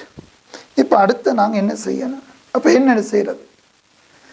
இப்போ சிலவங்க சொல்லலாம், குறுக்கு வழியில் சொல்லலாம். நீங்கள் விட சொல்லுவீங்க, யோசிச்சிருப்பீங்க, உங்களோட உள்ளஞ்சொல்றது. இப்போ நான் சொல்கிறேன், 3 ஆசனைக்கு இங்கே 5 இருக்கு, 3 4 எண் 4 இருக்கு, 5 இருக்கு. இப்போ சில குறுக்கு வழி எண் இதை 2ஆல் பெருக்கினா சரிதானே? பூஜ்ஜியம் தானே? பூஜ்ஜியத்தை எந்த இலக்கத்தாலும் பெருக்கலாம் தானே? அப்போ இதில் 5 5 சரி, ஏற்றமோ சரி, அப்போ சரிதானே இப்படி சொல்லுவீங்க. உண்மைதான், உங்களோட விட சரி, உங்களோட விட சரி. ஆனால் தொடர்ந்து இப்போ நான் இப்போ உங்களோட கோப்பி இப்போ எழுத போகிறேன், கேள்வி கொஞ்சம் தரப்போகிறேன். தந்து தான் இந்த ஓப்பன் எடுத்து அடுத்த ஓப்பன் அந்த கேள்வியெல்லாம் செய்ய போகிறோம். இப்படி நினைக்கிறவங்க அப்படி செய்து பாருங்க விட வருமானு சொல்லி. மாணவர்களே, இங்கே நாங்கள் செய்யணும் எவ்வளோ சரி, நீங்கள் செய்த விட உங்களோட விட சரி. ஆனால் இப்படி எல்லாம் செய்ய முடியாதுன்னு சொல்கிறேன். கவனிங்க, இதுக்குரிய முறை இலக்கம் ஏற்கும் இலத்திரங்களின் எண்ணிக்கையை சமப்படுத்தணும். பாருங்க, இது அணுக்களின் எண்ணிக்கை, இது மின்னேற்றம். இது அணுக்களாலேயோ மின்னேற்றத்தாலேயோ முடியாது. இலக்கம் ஏற்கும் இலத்திரங்களின் எண்ணிக்கையால் சமப்படுத்தணும். 362க்கு வரணும். இது 361ல் 1, 361ல் 2. நீ 2 அவங்க சொல்ல ரிசோர்ஸ் புக் கவனம். இது 362ல் 2 இந்த முறைக்கு வரணும். கவனிங்க, இப்போ சொல்லுங்க கேளுங்க. ஆசனிக் +5லேருந்து +3க்கு போகுதுன்னு சொன்னால் இலக்கணமாக ஏற்கனமா +5 +3 ப்ளஸ் குறியணும் மைனஸ் வரணும். எத்தனை ஏற்கணும்? 2 இலத்திரங்களை ஏற்கணும். இது +2 இலத்திரன் ஏற்கணும், 2 ஏற்கணும். இவர் 0லேருந்து +3க்கு போகிறாரு. 0 0 +3 0 +3 என்ன செய்யணும்? இலக்கணம் எத்தனை இலக்கணம்? 3. இந்த ஆசனிக் 3 இலத்திரங்களை இலக்கணம். இவர் 2 ஏற்கணும், அவர் 3 இலக்கணம். நாங்கள் சொன்னோம், இலக்கம் ஏற்கும் இலத்திரங்களின் எண்ணிக்கை சமனாக இருக்கணும். விரிவாக படிப்போம். இப்போ எனக்கு தேவை ஒரு அறிமுகம். 3 முதல் வகுப்பு தான் நம்மளோட 3 தாக்கங்கள் ஈடு செய்கிற முதல் வகுப்பு. எனக்கு அறிமுகம் என்ன படிக்கணும் அறிமுகப்படுத்தினா தான் சேர்த்திக்கிறேன். கவனிங்க, எனவே 2 3க்கு போமாசி தெரியணுங்க. 6 எண் 6. எனவே 6 ஏற்கனம் 6 இலக்கணம் தான். இதை நான் 3ஆல் பெருக்கணும், அதை 2ஆல் பெருக்கணும். இதை 3ஆல் பெருக்கினால் 6 ஏற்கம், 2ஆல் பெருக்கினால் 6 இலக்கம். ரைட்.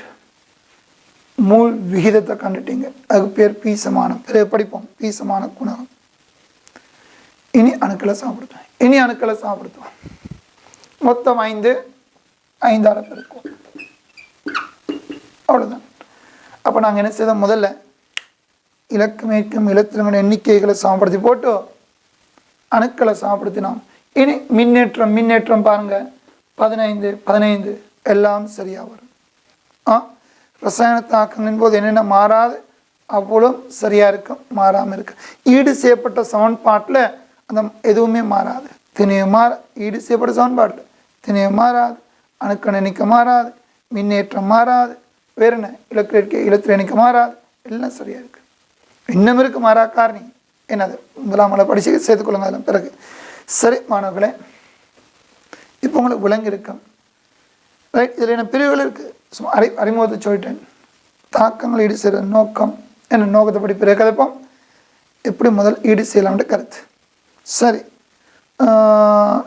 நான் எதிர்பார்க்கணும் உங்களுக்கு கொஞ்சம் தாக்கங்கள் எழுதிவிட போகிறேன். முதல் வகுப்பு 2ஆம் வகுப்புக்கு நீங்கள் வரும்போது உங்களோட சக்திக்கு உட்பட்டதாக இப்போ உங்களுக்கு தெரியும் ட்ரை பண்ணிக்கிட்டு வரணும். இரண்டாவது வகுப்பில் நான் அதை வகைப்படுத்தி செய்யலான்னு பார்க்குறேன். இப்போதைக்கு கொஞ்சம் கேள்விகள் எழுத போகிறேன்.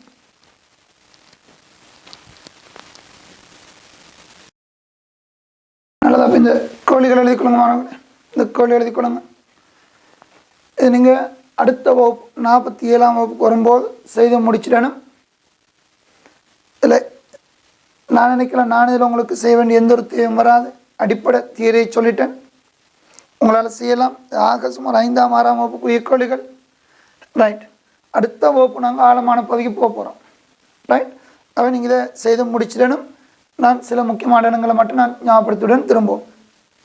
அது செய்து போட்டு நாங்கள் 47ஆவது வகுப்பு ஆரம்பிப்போம். அடுத்த வகுப்பு கவனமானவர்கள். இதில் நான் சொல்ல வந்தது, இது உங்களோட ரிசோர்ஸ் புக்கில் 361 சொல்லப்பட்டது. இது ரிசோர்ஸ் புக்கில் இல்லை, சிலபஸில் இருக்கிறது. குறிப்பாக எக்ஸாம் எழுதினவங்க நல்லா தெரியும். பிறகு நீங்களும் இன்ஆர்கானிக் பின்ன கடைசி பதில் படிக்கும்போது தெரிய வரும். ரைட். இன்னும் நான் மேலதிகமாக எழுத போகிறேன். சிலபஸில் உள்ள ரிசோர்ஸ் புக்கில் சொல்லப்படாத ஒரு வடிவம், அதாவது அதான் எக்ஸாம் பேட்டர்னுக்குரிய வடிவம். அது கட்டாயம் தேவை. அது சில ரிசோர்ஸ் புக் இருந்தோ இல்லையோ கட்டாயம் தெரியணும். அது மூன்றாவது. அப்போ நான் ஏபிசின்னு 3 வகையான கேள்வி உங்களுக்கு எழுத போகிறேன் இதில். சரி. ரைட். இப்போ நீங்கள் என்ன செய்யணும், இந்த 3 கேள்விகளையும் ஏயில் 10, பியில் 10, நான் சியிலையும் ஒரு 10 கேள்வி எழுதிவிட்டேன். அந்த 30 நீங்கள் செய்து கொடுத்து அடுத்த கிளாஸுக்கு நீங்கள் 47ஆம் வகுப்புக்கு தயாராகணும். சரி. ரைட்.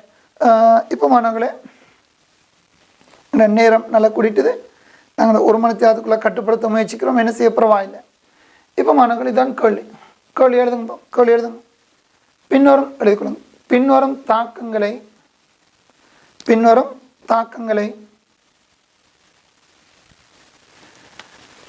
சரிபார்த்தல் உங்களோட ரிசோர்ஸ் புக் அதே பேர் எழுதுங்க. சரிபார்த்தல் அதை ஒரு கோடு கொடுத்த வேண்டாம். செவ்வை பார்த்தல் முறைகளில் ஈடு செய்க.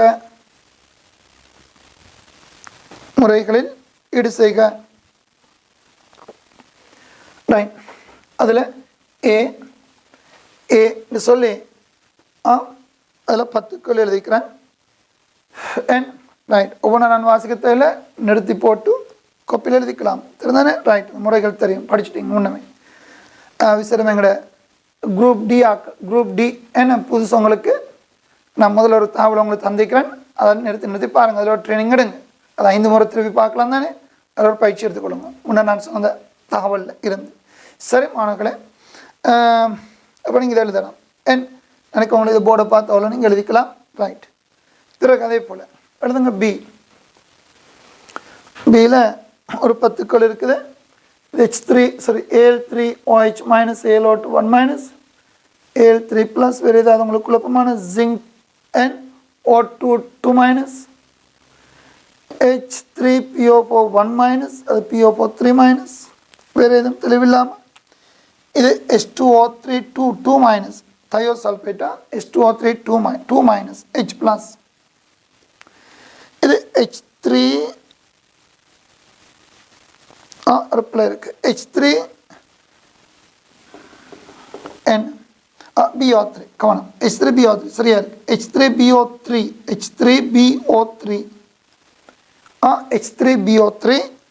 plus H plus BiO plus H2O. BiO plus என்ன பேர் ஞாபகம் இருக்கா? பிஸ்மத் ஆக்சி என் ஒரு சொல் இணைச்செழுதணும். பிஸ்மத் ஆக்சின்றது ஒரு சொல்லாக இருக்கணும். அயன் பிஸ்மத் ஆக்சி அயன் படிச்சுட்டீங்க. பேரிடெல்லாம் முன்னே படிச்சுட்டீங்க. கவனம். தயோசல்பேட் பேரெல்லாம் உங்களுக்கு தெரியும். ரைட். கவனமானவங்களை இப்போ இதை எழுதிக்கணும். அப்போ இதை நீங்கள் சாம்படுத்தி முடிக்கணும். சரியா? 10 தாக்கங்கள். ரைட். இன்னும் ஒரு 10 நான் எழுத போகிறேன். நாங்கள் சி எழுதிக்கொடுங்க. சி அதில் கேள்வி எழுதுங்க. பின்வரும் தாக்கங்களின் போதான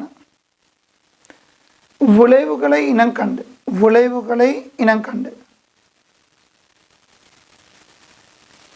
ஈடு செய்யப்பட்ட சமன்பாடுகளை எழுதுக. மாணவர்களே, விளைவுகளை இனங்கண்டு அதுக்கு ஒரு கோடு போடுங்க. இந்த தாக்கங்களுக்கு விளைவு தரையில் நீங்கள் விளைவுகளை கண்டுபிடிக்கணும். சரி, காணுங்க. இந்த விளைவுகள் சொல்கிறது எல்லாம் முன்னே நாங்கள் படிச்சுட்டோம். 3ஆம் அலகுலையும் படித்தோம். அதை விட நீங்கள் ஓயில் சயின்ஸை வச்சு ட்ரை பண்ணலாம். என்னன்னா 3ஆம் அலகில் படிச்சிட்டோம். உப்புக்கள், சூத்திரம் எழுதுறது, சூத்திரம் கண்டுபிடிக்கிறது, ஏன்னா பெயர்கள் எல்லாம் படிச்சுட்டோம். சரி, நான் சொல்ல வந்தது இவ்வாறு பாருங்களேன். இப்போ பாருங்கள், இது magnesium plus N2, lithium N2, இரும்பு மிகை chlorine, aluminium oxygen, sodium hydrogen. நம்ம மிகை குளோரின் சொல்லுங்க கேளுங்க. சொல்லுங்க, இரும்புக்கு என்னென்ன ஏற்றம், ஆக்சியேற்றம், வலுவளவு? Ferrous, ferric, +2 +3. குளோரின் மிகைன்றது 4, மிகைன்றது 4, +3 தான் மிக பொருத்தமாக இருக்கு. எனவே +3m Cl-, குளோரினுக்கு மைனஸ் தானே வலுவளவு ஏற்றம். சொல்லுங்க, இப்போ என்ன சூத்திரம்? விளைவுகளை இனம் கண்டு என்ன விளைவு? FeCl3, இதான் விளைவு. அதான் விளைவு. இப்போ விளைவு கண்டுபிடிச்சிட்டீங்க. இனி உங்களால் தாகத்தை ஈடு செய்யலாம். ரைட், இப்போ நாங்கள் வருவோம். இதில் ஒரு பகுதி சொல்லிக்கொள்ளும் பாருங்க. 10ஆம் தாகத்துக்கு வாங்க. நல்லது. 10 சொல்லுங்க, பேரியம் ஹைட்ராக்சைடு. இது காரம், அமிலம், உப்புக்கள் வரும். உப்பும் நீரும் வரும். உப்பும் நீரும் வரும். இது மூலகம் என்ன? இது ஓயில் சயின்ஸால் எழுதிக்கலாம். ரைட், இங்கே உப்பும் நீரும் வரும். இப்படி MCQவில் தாராளம் மெலிவாக MCQ விடுங்க. நாங்கள் கெமிஸ்ட்ரியாக படிக்கல, பல இடங்களில் வந்து போகும். இன்ஆர்கானிக்கில் வரும், ஃபைனல் எக்ஸாமுக்கு வரும், தியரி படிக்கல வரும். இது ஒரு சிறிய ஒரு விஷயம், பெருசாக செய்யக்கூடாது. சொல்லுங்க, 10ஆம் தாக்கத்தின விளைவு. உப்பு என்ன வரும்? பேரியத்துக்கும் பொஸ்பேட்டுக்கும் இடையில் உப்பு வரும். இந்த ரெண்டுக்கு இடையில் நீர் வரும். HM OH நீராக போயிடும். பேரியமும் பொஸ்பேட்டுக்கும் உப்பு வரும். சொல்லுங்க, என்ன? பேரியத்துக்கும் பொஸ்பேட்டுக்கும் ஏற்றங்கள். Ba-க்கு 2+, பொஸ்பேட்டுக்கு 3-. எப்படி சூத்திரம் எழுதுவோம்? வலுவளவு மாறி எழுதுற ஓயில் Ba3 PO4 twice. சரியான மொத்த மின்னேற்றம் 0 இருக்கணும். அதுதான் உப்பு. அடுத்து என்ன? நீர் H2O வரும். இப்படி நீங்கள் விளைவுகளை இனம் கண்டு, ஒவ்வொன்றுக்கு அமிலக்காரம், உப்பு, நீர், சரியான உப்பை இனம் கண்டு நீர் எழுதி தாக்கத்தை சமப்படுத்தணும். நினைக்கிறேன் கேள்வி விளங்கியிருக்குன்னு சொல்லி. சரி, பிறகு நான் இன்னும் ஒரு வேலை செய்திருக்கிறேன். பணத்தில் இன்னும் ஒரு வேலை செய்திருக்கிறேன். என்ன? சிவப்பாளர் வட்டம் போட்டு வச்சுக்கிறேன். இவ்வாறு வட்டம் போட்டிக்கிறது. நீங்களும் பென்சிலால் இப்படி ஒரு வட்டம் போடுங்க இந்த அணுக்களுக்கு. சரியா? இதுக்கு இவ்வாறு ஒரு வட்டம் போடுறீங்க. ரைட், பிறகு நீங்கள் என்ன செய்யணும் பாருங்க. ரிசோர்ஸ் புக்கில் இருக்கு. உதாரணத்துக்கு பாருங்களேன். பேரியம் சார்பான பேரியம் சார்பான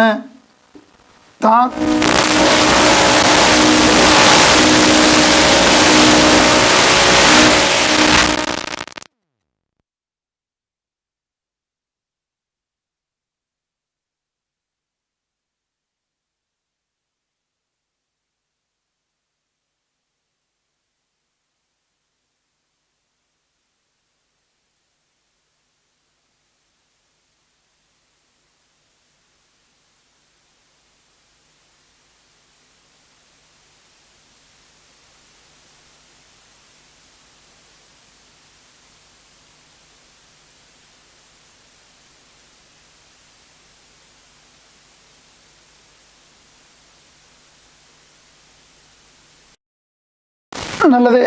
மாணவர்களே, இடையில பேட்டரி வீக்காக போயிட்டு. ரைட், பரவாயில்லை. நான் சொல்லிக்கிட்டு இருந்த மாணவர்களே, இவ்வாறு இந்த பச்சையால் நான் இப்போ வட்டம் போட்டு காட்டிக்கிறேன். சிவப்பால் இதுக்கு நீங்கள் என்ன செய்யணுமா? சார்பான தாக்க குணகம் எழுதணும். இந்த சார்பான தாக்க குணகம்னு சொல்லி உங்களோட ரிசோர்ஸ் புக்கில் இருக்க பார்த்துருப்பீங்க. அதேமாதிரி உங்களோட என்ன 120, 121 பக்கம் இருக்குது சார்பான தாக்க குணம். சார்பான தாக்க குணம்னு சொல்கிறது தாக்கத்தை நீங்கள் முழுமையாக ஈடு செய்யணும். இப்போ இந்த தாக்கத்தை சாமர்த்தியுடன் பாருங்கள். மொத்த பேரியம் பாண்ட் பொஸ்பேட் 2, ஐதரசன் 6 H2O. இப்போ நாங்கள் தாக்கத்தை ஈடு செய்துட்டோம். இது ஒரு ஈடு செய்யப்பட்ட சமன்பாடு. இந்த ஈடு செய்யப்பட்ட சமன்பாட்டில் பேரியம் சார்பான தாக்க குணகம்னு சொன்னது தாக்கியில அல்லது விளைவுல பங்கேற்கிற பேரிய அணுக்களின் மொத்த எண்ணிக்கை, பேரியத்தின் மொத்த எண்ணிக்கை. அவை 3 பேரியம். எனவே பேரியம் சார்பான தாக்க குணகம் 3. சரி, பொஸ்பரஸ் சார்பான தாக்க குணகம் 2. கவனமாக சொல்லுங்க. ஐதரசன் சார்பான தாக்க குணகம்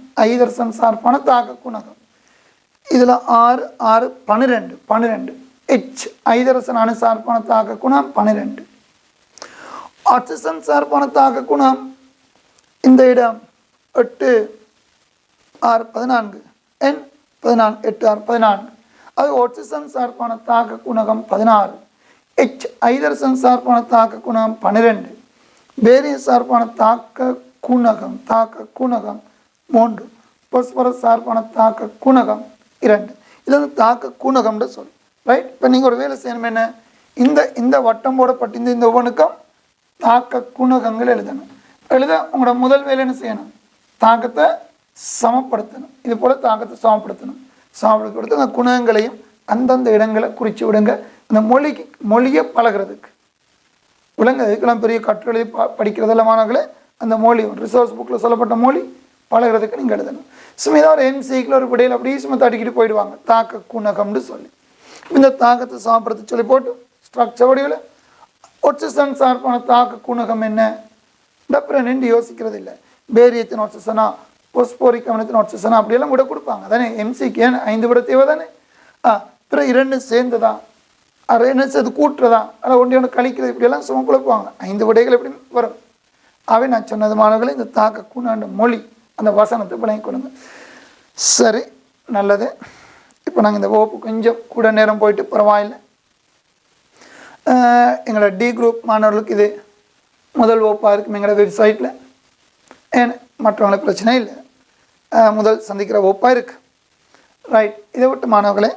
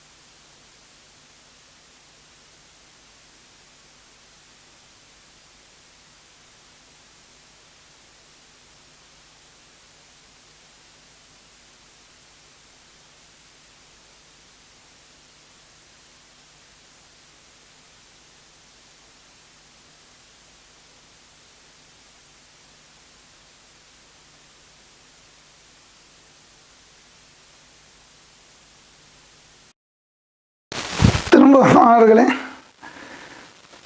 சரியான அந்த கனெக்ஷன் கொடுபடையில் அதெல்லாம் திரும்ப குழம்பிட்டுது.